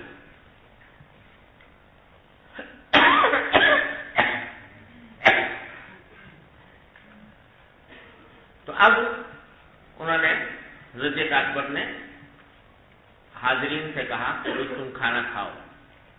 اور لا ہنیئا لکم کا خطاب جو ہے وہ مہمانوں سے نہیں ہے بلکہ گھر والوں سے، کہ تم کھاؤ، یہ تمہارے لیے کچھ خوشگوار نہ ہو یہ کھانا کہ تم نے مہمانوں کو اتنی دیر کرا دی. فقال واللہ لا اطعمہ ابدا. یہاں روایت میں تھوڑا سا اختصار ہے، اور وہ یہ کہ دوسری روایت میں آتا ہے کہ مہمانوں کو جب پیش کیا گیا تو مہمانوں نے پھر وہی اصرار کیا کہ ہم تو تب تک نہیں کھائیں گے جب تک صدیق اکبر ایمان ساتھ نہ کھائیں. تو اس وقت شروع میں حضرت صدیق اکبر نے قسم کھا لی واللہ لا اطعمہ ابدا. غصے کی حالت میں قسم کھا لی کہ میں کبھی نہیں کھاؤں، جب سے میرے مہمانوں کو اتنی تکلیف ہوئی تو اب میں نہیں کھاؤں. پھر بعد میں جو ہے ان کے اصرار پر جو ہے پھر صدیق اکبر نے بھی کھایا، جیسے آگے خود اس روایت میں آ رہا ہے. اب جب کہتے ہیں کھانا شروع کیا تو کہتے ہیں وَأَيْمُ اللَّهِ مَا كُنَّا نَأْخُذُ مِن لُقْمَةٍ إِلَّا رَبَا مِنْ أَسْفَلِهَا أَكْثَرُ مِنْهَا. حضرت عبدالرحمن بن بکر فرما رہے ہیں کہ ہم ایک لقمہ بھی جو لقمہ بھی لیتے تھے تو اس کے نیچے سے اس سے زیادہ نکل آتا تھا. اتنی برکت ہوئی کھانے میں. قال شبعوا، سب لوگوں نے خیر ہو کر کھایا. وصارت اکثر مما كانت قبل ذلك، اور سب نے خیر ہو کر کھایا، پھر بھی جتنا کھانا تھا اس سے بھی زیادہ پھر بھی نظر آ رہا تھا. فنظر الیہا ابو بکر فاذا هي كما هي. صدیق اکبر نے دیکھا تو وہ جھکا ٹوٹا، جتنا تھا اتنا ہی تھا، اور اکثر یا اس سے بھی زیادہ تھا. فقال لامرأتی، تو انہوں نے اپنی اہلیہ سے کہا یا اخت بنی فراس ما ھذا. اخت بنی فراس اپنی اہلیہ کو خطاب کر کے فرمایا کہ یہ کیا ہو رہا ہے، یہ سب کھا چکے ہیں اور پھر بھی اتنا کھانا بچا ہوا ہے. قالت لا بقرۃ عینی لہی الآن اکثر منها قبل ذلك. یہ لا زائدہ ہے، اور حضرت صدیق اکبر کی اہلیہ نے فرمایا کہ میرے آنکھوں کی ٹھنڈک کی قسم، یہ ایک محاورہ کے طور پر ہے، قسم مقصود نہیں ہوتی. اور قرۃ عین سے مراد خود صدیق اکبری. لہی الآن اکثر منها، یہ کھانا جو ہے یہ اب اس وقت زیادہ ہے منہا قبل ذالک، جتنا پہلے تھا اس سے بھی 3 گنا زیادہ ہے. بثلاث میرام. فاکل منہا ابو بکر، تو صدیق اکبر نے پھر خود بھی کھایا. وقال، اور فرمایا کہ انما کان ذلک من الشیطان، کہ جو میں قسم کھا بیٹھا تھا کہ میں نہیں کھاؤں گا، یہ شیطان کی طرف سے یعنی یمینہ. ثم اکل منہا لقمۃ، پھر کچھ تھوڑا سا کھایا. ثم حملها الى النبی صلی اللہ علیہ وسلم، پھر وہی کھانا نبی کریم صلی اللہ علیہ وسلم کی خدمت میں اٹھا کر لے گئے. فاصبحت عنده، تو وہ کھانے آپ کے پاس رہے صبح کے وقت. اب ہوا کیا، کہتے ہیں وکانا بینا بین قوم عقد فمضى الاجل ففتحنا 12 رجلا مع كل رجل منهم اناس والله اعلم كم مع كل رجل فاكلوا منها اجمعون.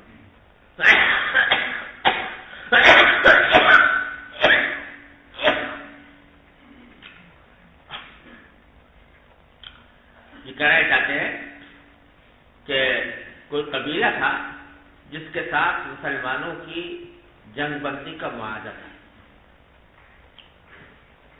اور ایک خاص مدت تک تھا. وہ مدت ختم ہو گئی تو وہ لوگ معاہدے کی تجدید کے لیے مدینہ منورہ کے قریب آ کر ٹھہرے ہوئے تھے.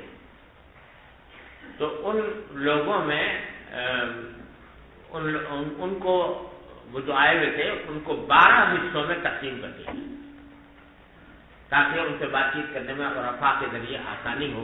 تو 12 حصوں میں تقسیم کر دیا گیا تھا. تو 12 سردار تھے ان کے اور ہر سردار کے ساتھ ایک بڑی جمعیت تھی. یہ سب ٹھہرے ہوئے تھے مدینہ منورہ کے قریب کہیں پر اس انتظار میں کہ نبی کریم صلی اللہ علیہ وسلم سے ملاقات کرنے کے بعد یہ مصالحت کی اور عقد کی تجدید کی. اس کی طرف کہہ رہے ہیں. تو نبی کریم صلی اللہ علیہ وسلم نے وہ کھانا جو ہمارا تھا نا وہ ان کے بعد دیا. تو 12 جو سردار تھے اور ہر سردار کے ساتھ ایک جمعیت تھی. کہتے سارے کے سارے کھا گئے اور سارے سب کے لیے وہ کافی ہو گئے. اس سے بڑے لشکر کے لیے وہ کھانا جو چند آدمیوں کے لیے رات کو بنا تھا وہ بھی کھا لیے. انہوں نے بھی ان کا بھی پیٹ بھر گیا پھر بھی بچ گیا. پھر یہاں آیا پھر یہاں سے اس لشکر میں تقسیم ہوا اور سارے لشکر اسے سیراب. اللہ کانا بیننا و بین قوم عقد, ہمارے قوم کے درمیان ایک معاہدہ تھا. فمضل اجل, اس کی میعاد گزر گئی تو ہم نے بانٹ دیا 12 آدمیوں کو اس طرح کہ مع کل رجل منهم اناس, جن میں سے ہر ایک کے ساتھ کچھ لوگ کی جمعیت تھی. واللہ عالم کم مع کل رجل, ابھی یاد نہیں رہا کہ ہر آدمی کے ساتھ کتنے تھے, لیکن 12 کا اکلوا منها اجمعون, سب نے کھا لیا. او کما قال, راوی کو کہتے ہیں کہ الفاظ میں کچھ فرق ہو سکتا ہے. تو رحمۃ اللہ بکر نے جو الفاظ استعمال کیے تھے مفہوم یہی تھا. جی جی فرمائیے. جی جو مدینہ منورہ میں رہنے والے تھے تو ان کے مہاجرین آئے تھے مدینہ منورہ میں آباد ہو گئے تھے آ کر. تو ان میں تو سب اکثر کی مواقعات قائم فرما دی. اصحاب صفہ میں بکثرت ان حضرات وہ حضرات تھے جو اس طرح ہجرت کر کے مکہ مکرمہ سے نہیں آئے تھے بلکہ مختلف جگہوں سے آ کر یہاں پر مقیم ہو گئے تھے عارضی طور پر کہ علم حاصل کریں گے اور چلے جائیں گے. تو اس واسطے سب کی مواقعات قائم ہوئی اور ان میں سے بعض ایسے بھی تھے جن کی مواقعات قائم فرمائی تھی نبی صلی اللہ علیہ وسلم. دونوں قسم کے لوگ. جی بسم الله الرحمن الرحيم. كتاب الأذان باب وقت الأذان وقوله تعالى إذا ناديتم من الصلاة اتخذوها هزوا ولعبا ذلك بأنهم قوم لا يعقلون. وقوله تعالى إذا نودي للصلاة من يوم الجمعة. وبه قال حدثنا عمران بن ميسرة قال حدثنا عبد الله قال حدثنا خالد عن أبي قلابة عن أنس رضي الله عنه وعنهم قال ذكروا النار والناقوس فذكروا اليهود والنصارى وأمر بلال أن يشرع الأذان وأن يوتر الإقامة. یہ بات ہے بدء الاذان کہ اذان کا آغاز کیسے ہوا اور جو 2 آیتیں امام بخاری نے یہاں پر ذکر کی ہیں ان سے اشارہ یہ مقصود ہے کہ اذان جو مشروع ہوئی وہ مدینہ منورہ میں. 1-2 روایتیں ایسی بھی ہیں جن میں یہ بیان کیا گیا ہے کہ اذان مکہ مکرمہ میں مشروع ہو چکی تھی, لیکن وہ روایتیں ضعیف ہیں, قابل استدلال نہیں. صحیح بات یہی ہے کہ مدینہ منورہ میں ہوئی اور امام بخاری نے اس پر 2 آیتیں پیش کر کے استدلال کیا ہے. ایک تو اذا نادیتم للصلاۃ اتخذوها ہزوا ولعبا ذلک بانهم قوم لا يعقلون, کہ جب تم نماز کے لیے پکارتے ہو اذان دیتے ہو تو یہ لوگ جو ہیں اس کو ہنسی مذاق قرار دیتے ہیں کیونکہ یہ لوگ سمجھ نہیں رکھتے. تو یہ واقعہ مدینہ منورہ ہی میں ہوا تھا کہ اذان کی آواز پر یہودی لوگ جو ہیں وہ مسلمانوں کا مذاق اڑایا کرتے تھے اور یہودیوں کے ساتھ یہ جو مقابلہ ہوا یہ مدینہ منورہ میں ہوا. اور آیت بھی مدنی ہے تو اس سے پتہ چلا کہ مدینہ منورہ میں اذان ہوئی. اور آغاز کا اندازہ ہوتا ہے اس آیت کریمہ سے کہ اذا نودی للصلاۃ من یوم الجمعہ فاسعوا الی ذکر اللہ وذروا البیع. تو یہ آیت جو ہے جمعہ کی فرضیت بتا رہی ہے اور جمعہ کی اذان کا بھی ذکر اس میں کیا گیا ہے۔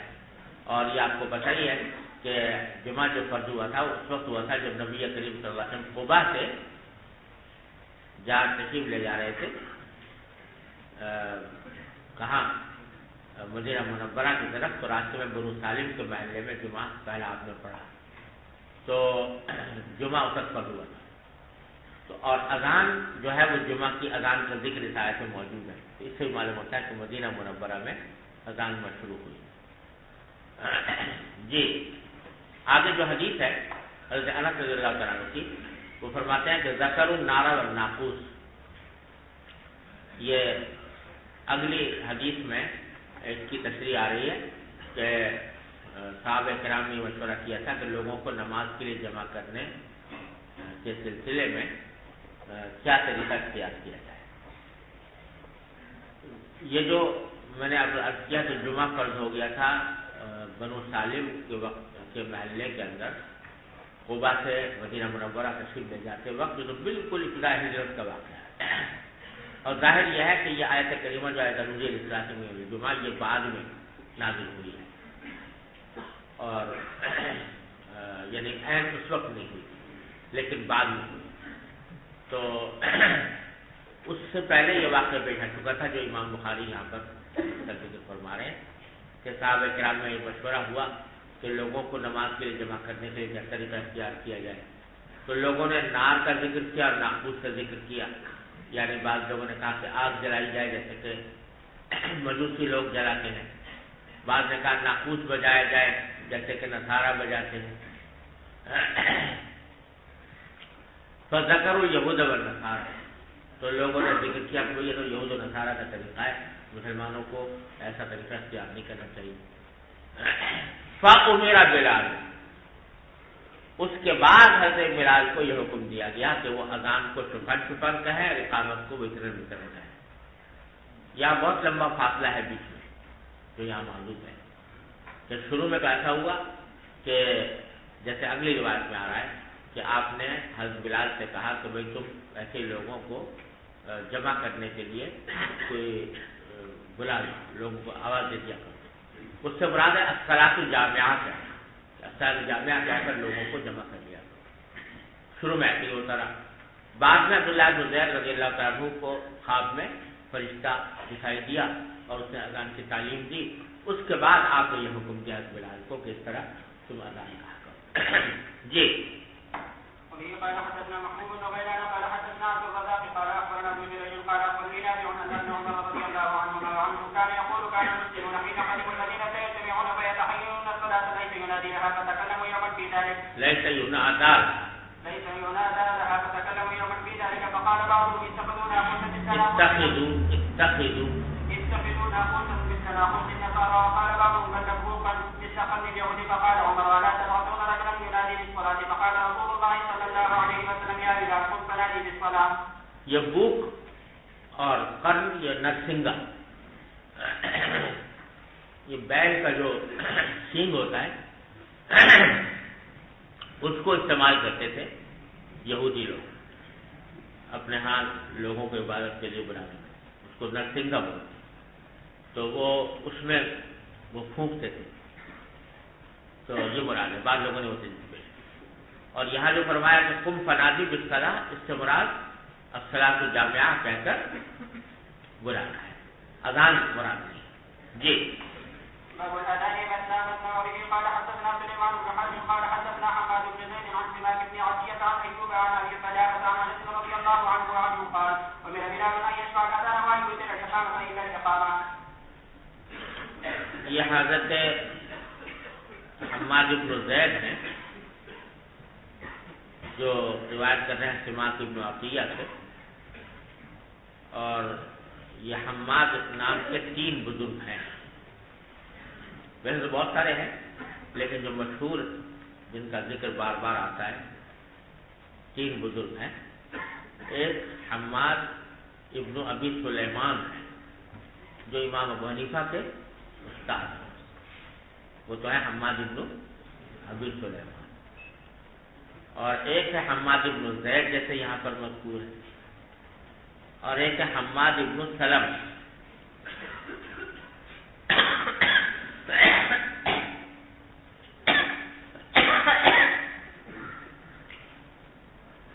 یہ دونوں جو ہیں حماد ابن زید اور حماد ابن سلمہ دونوں ہم عصر ہیں، ایک ہی زمانے میں ہوئے ہیں اور ایک ہی جگہ پر ہوئے ہیں شام میں، اور ان کے اساتذہ تلامذہ بھی نہیں کہتے ہیں، لہٰذا اگر حماد کا لفظ آتا ہے کہیں تو جب تک ابن زید یا ابن سلمہ نہ ہو تو بڑا مشکل ہو جاتا ہے کون مراد ہے یہاں۔ اور دونوں بزرگ اپنے اپنے اپنے مقام پر بہت اونچے ہیں، حدیث میں بھی اور اپنے تقویٰ و طہارت میں بھی۔ اور اس میں لطیفہ یہ ہے کہ یہ حماد ابن زید جو ہے ان کا پورا نام ہے حماد ابن زید ابن درہم، اور حماد ابن سلمہ کا پورا نام ہے حماد ابن سلمہ ابن دینار۔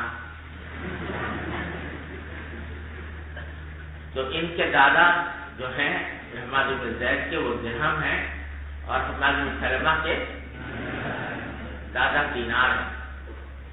تو یہ جب مسئلہ پیش آیا کہ ان حماد ابن زید میں اور حماد ابن سلمہ میں دونوں میں کون زیادہ افضل ہے، تو ایک مقولہ یہ کہا گیا کہ فضل حماد ابن سلمہ علی حماد ابن زید کا فضل الدینار علی الدرہم، کہ حماد ابن سلمہ کی فضیلت حماد ابن زید پر ایسی ہے جیسے کہ دینار کی فضیلت درہم پر۔ ان کے دادا کا نام دینار، ان کے دادا کا نام درہم، لیکن یہ فضیلت جو بیان کی گئی ہے یہ تقویٰ طہارت کے اعتبار سے، یعنی عبادت و زہد میں حماد بن سلمہ کا مقام بہت بلند ہے، یہاں تک کہ ان کو شام کے ابدال میں سے قرار دیا گیا۔ اور ابدال کی ایک علامت یہ بیان کی گئی ہے کہ ان کے ہاں اولاد نہیں ہوتی، ابدال کے ہاں۔ تو حماد بن سلمہ کے بارے میں کہا گیا ہے کہ 70 نکاح کیے اور اولاد ایک سے بھی نہیں ہوئی، اور عبادت میں اور زہد میں یہ بہت اونچے مقام رکھتے ہیں حماد بن سلمہ۔ لیکن جہاں تک تعلق ہے علم حدیث میں فقہ ہونے کا، تو اس میں حماد بن زید جو ہے وہ اوثق ہیں حماد بن سلمہ کے مقابلے۔ تو یہ روایت فرماتے ہیں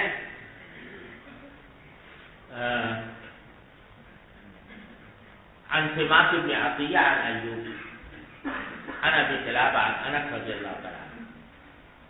ایوب سختیانی روایت کرتے ہیں ابو قلابہ سے، روایت انس رضی اللہ تعالیٰ عنہ سے، کہ حضرت بلال کو یہ حکم دیا گیا کہ اذان کو شفعان شفعان کہیں اور اقامت کو وترن کہیں سوائے اقامت کے،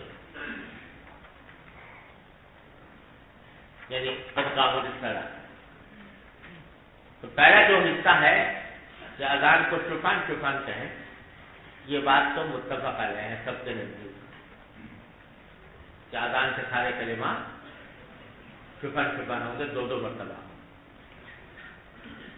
البتہ اقامت کے بارے میں اختلاف ہے۔ امام شافعی رحمۃ اللہ علیہ کی ایثار اقامت کا مطلب یہ لیتے ہیں کہ شہادتین اور حیالتین دونوں ایک ایک مرتبہ، دونوں مرتبہ، اور چونکہ الا الاقامہ کا استثناء موجود ہے اس واسطے قد قامت الصلاۃ 2 مرتبہ کہا جائے گا شافعیہ کے نزدیک اور حنابلہ کے نزدیک۔ اور امام مالک کے فرماتے ہیں کہ اقامت کو بھی ایک ہی مرتبہ کہا جائے، وہ الا الاقامہ کے استثناء کو نہیں مانتے، اور کہتے ہیں کہ یہ الا الاقامہ کا استثناء ایوب سختیانی کا تفرد ہے، لہذا یہ مقبول نہیں۔ کہتے ہیں اہل مدینہ کا تعامل یہی چلا آ رہا ہے کہ وہ ایک ہی مرتبہ اقامت بھی کہتے ہیں، اس لیے وہ اس کو اختیار ہے۔ اور حنفیہ کے نزدیک ایثار اقامت سے مراد یہاں پر کلمات کو ایک مرتبہ کہنا نہیں ہے، بلکہ ایک سانس میں۔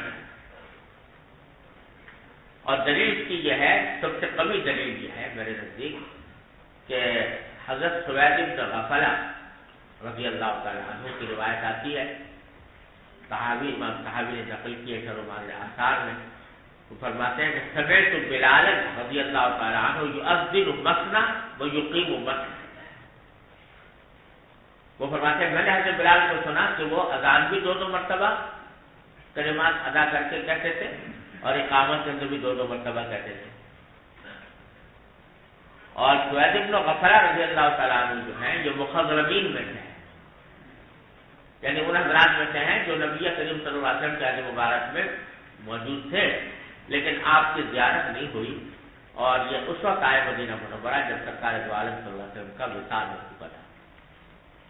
تو لہذا انہوں نے حضرت بلال کو جب سنا، یقیناً آپ کے وصال کے بعد سنا، صدیق اکبر رضی اللہ عنہ کے عہد مبارک میں سنا، اس وقت حضرت بلال یہ ادا کرتے تھے. تو معلوم ہوا کہ آخری عمل جو تھا حضرت بلال کا وہ یہ تھا کہ مسنا مسنا کہتے تھے. تو اس لیے آخری عمل پر حنفیہ اس کو ترجیح دیتے ہیں کہ یہی کرنا چاہیے.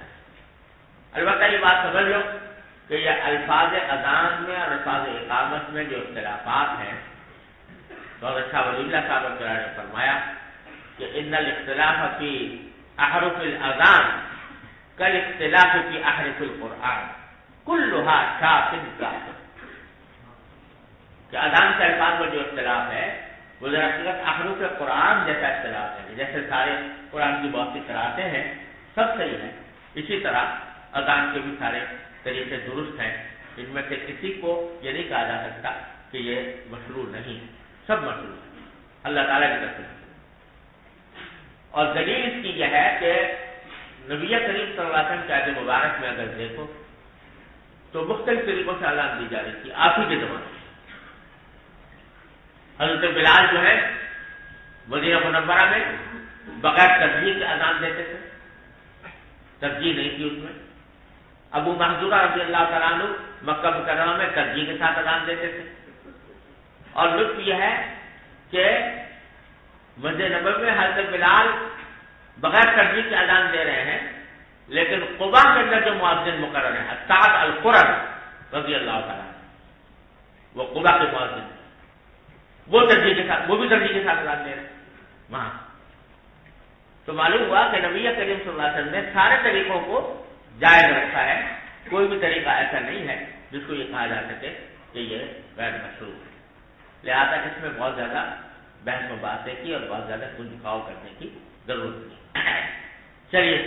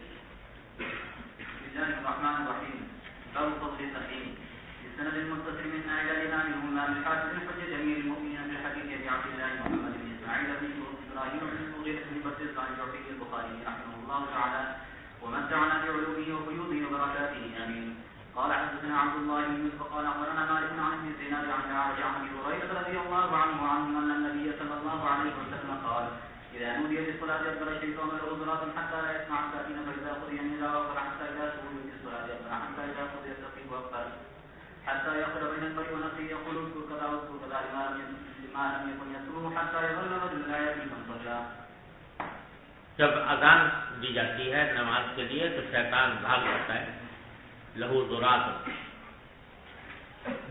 یعنی بھی خارج کرتا ہوا بھاگ جاتا ہے. یہ حقیقت بھی ہو سکتی ہے اور یہ کنایہ بھی ہو سکتا ہے اس کی ذلت، حتیٰ لا يسمع تعظیم، یہاں تک تاکہ وہ نماز کی اذان کی آواز سنے. پھر جب نماز اذان پوری ہو جاتی ہے تو دوبارہ آ جاتا ہے. حتیٰ صبح وقت طرح یہاں تک کہ جب اقامت ہوتی ہے تصویر سے مراد اقامت تو ادبرا دوبارہ چلا جاتا ہے.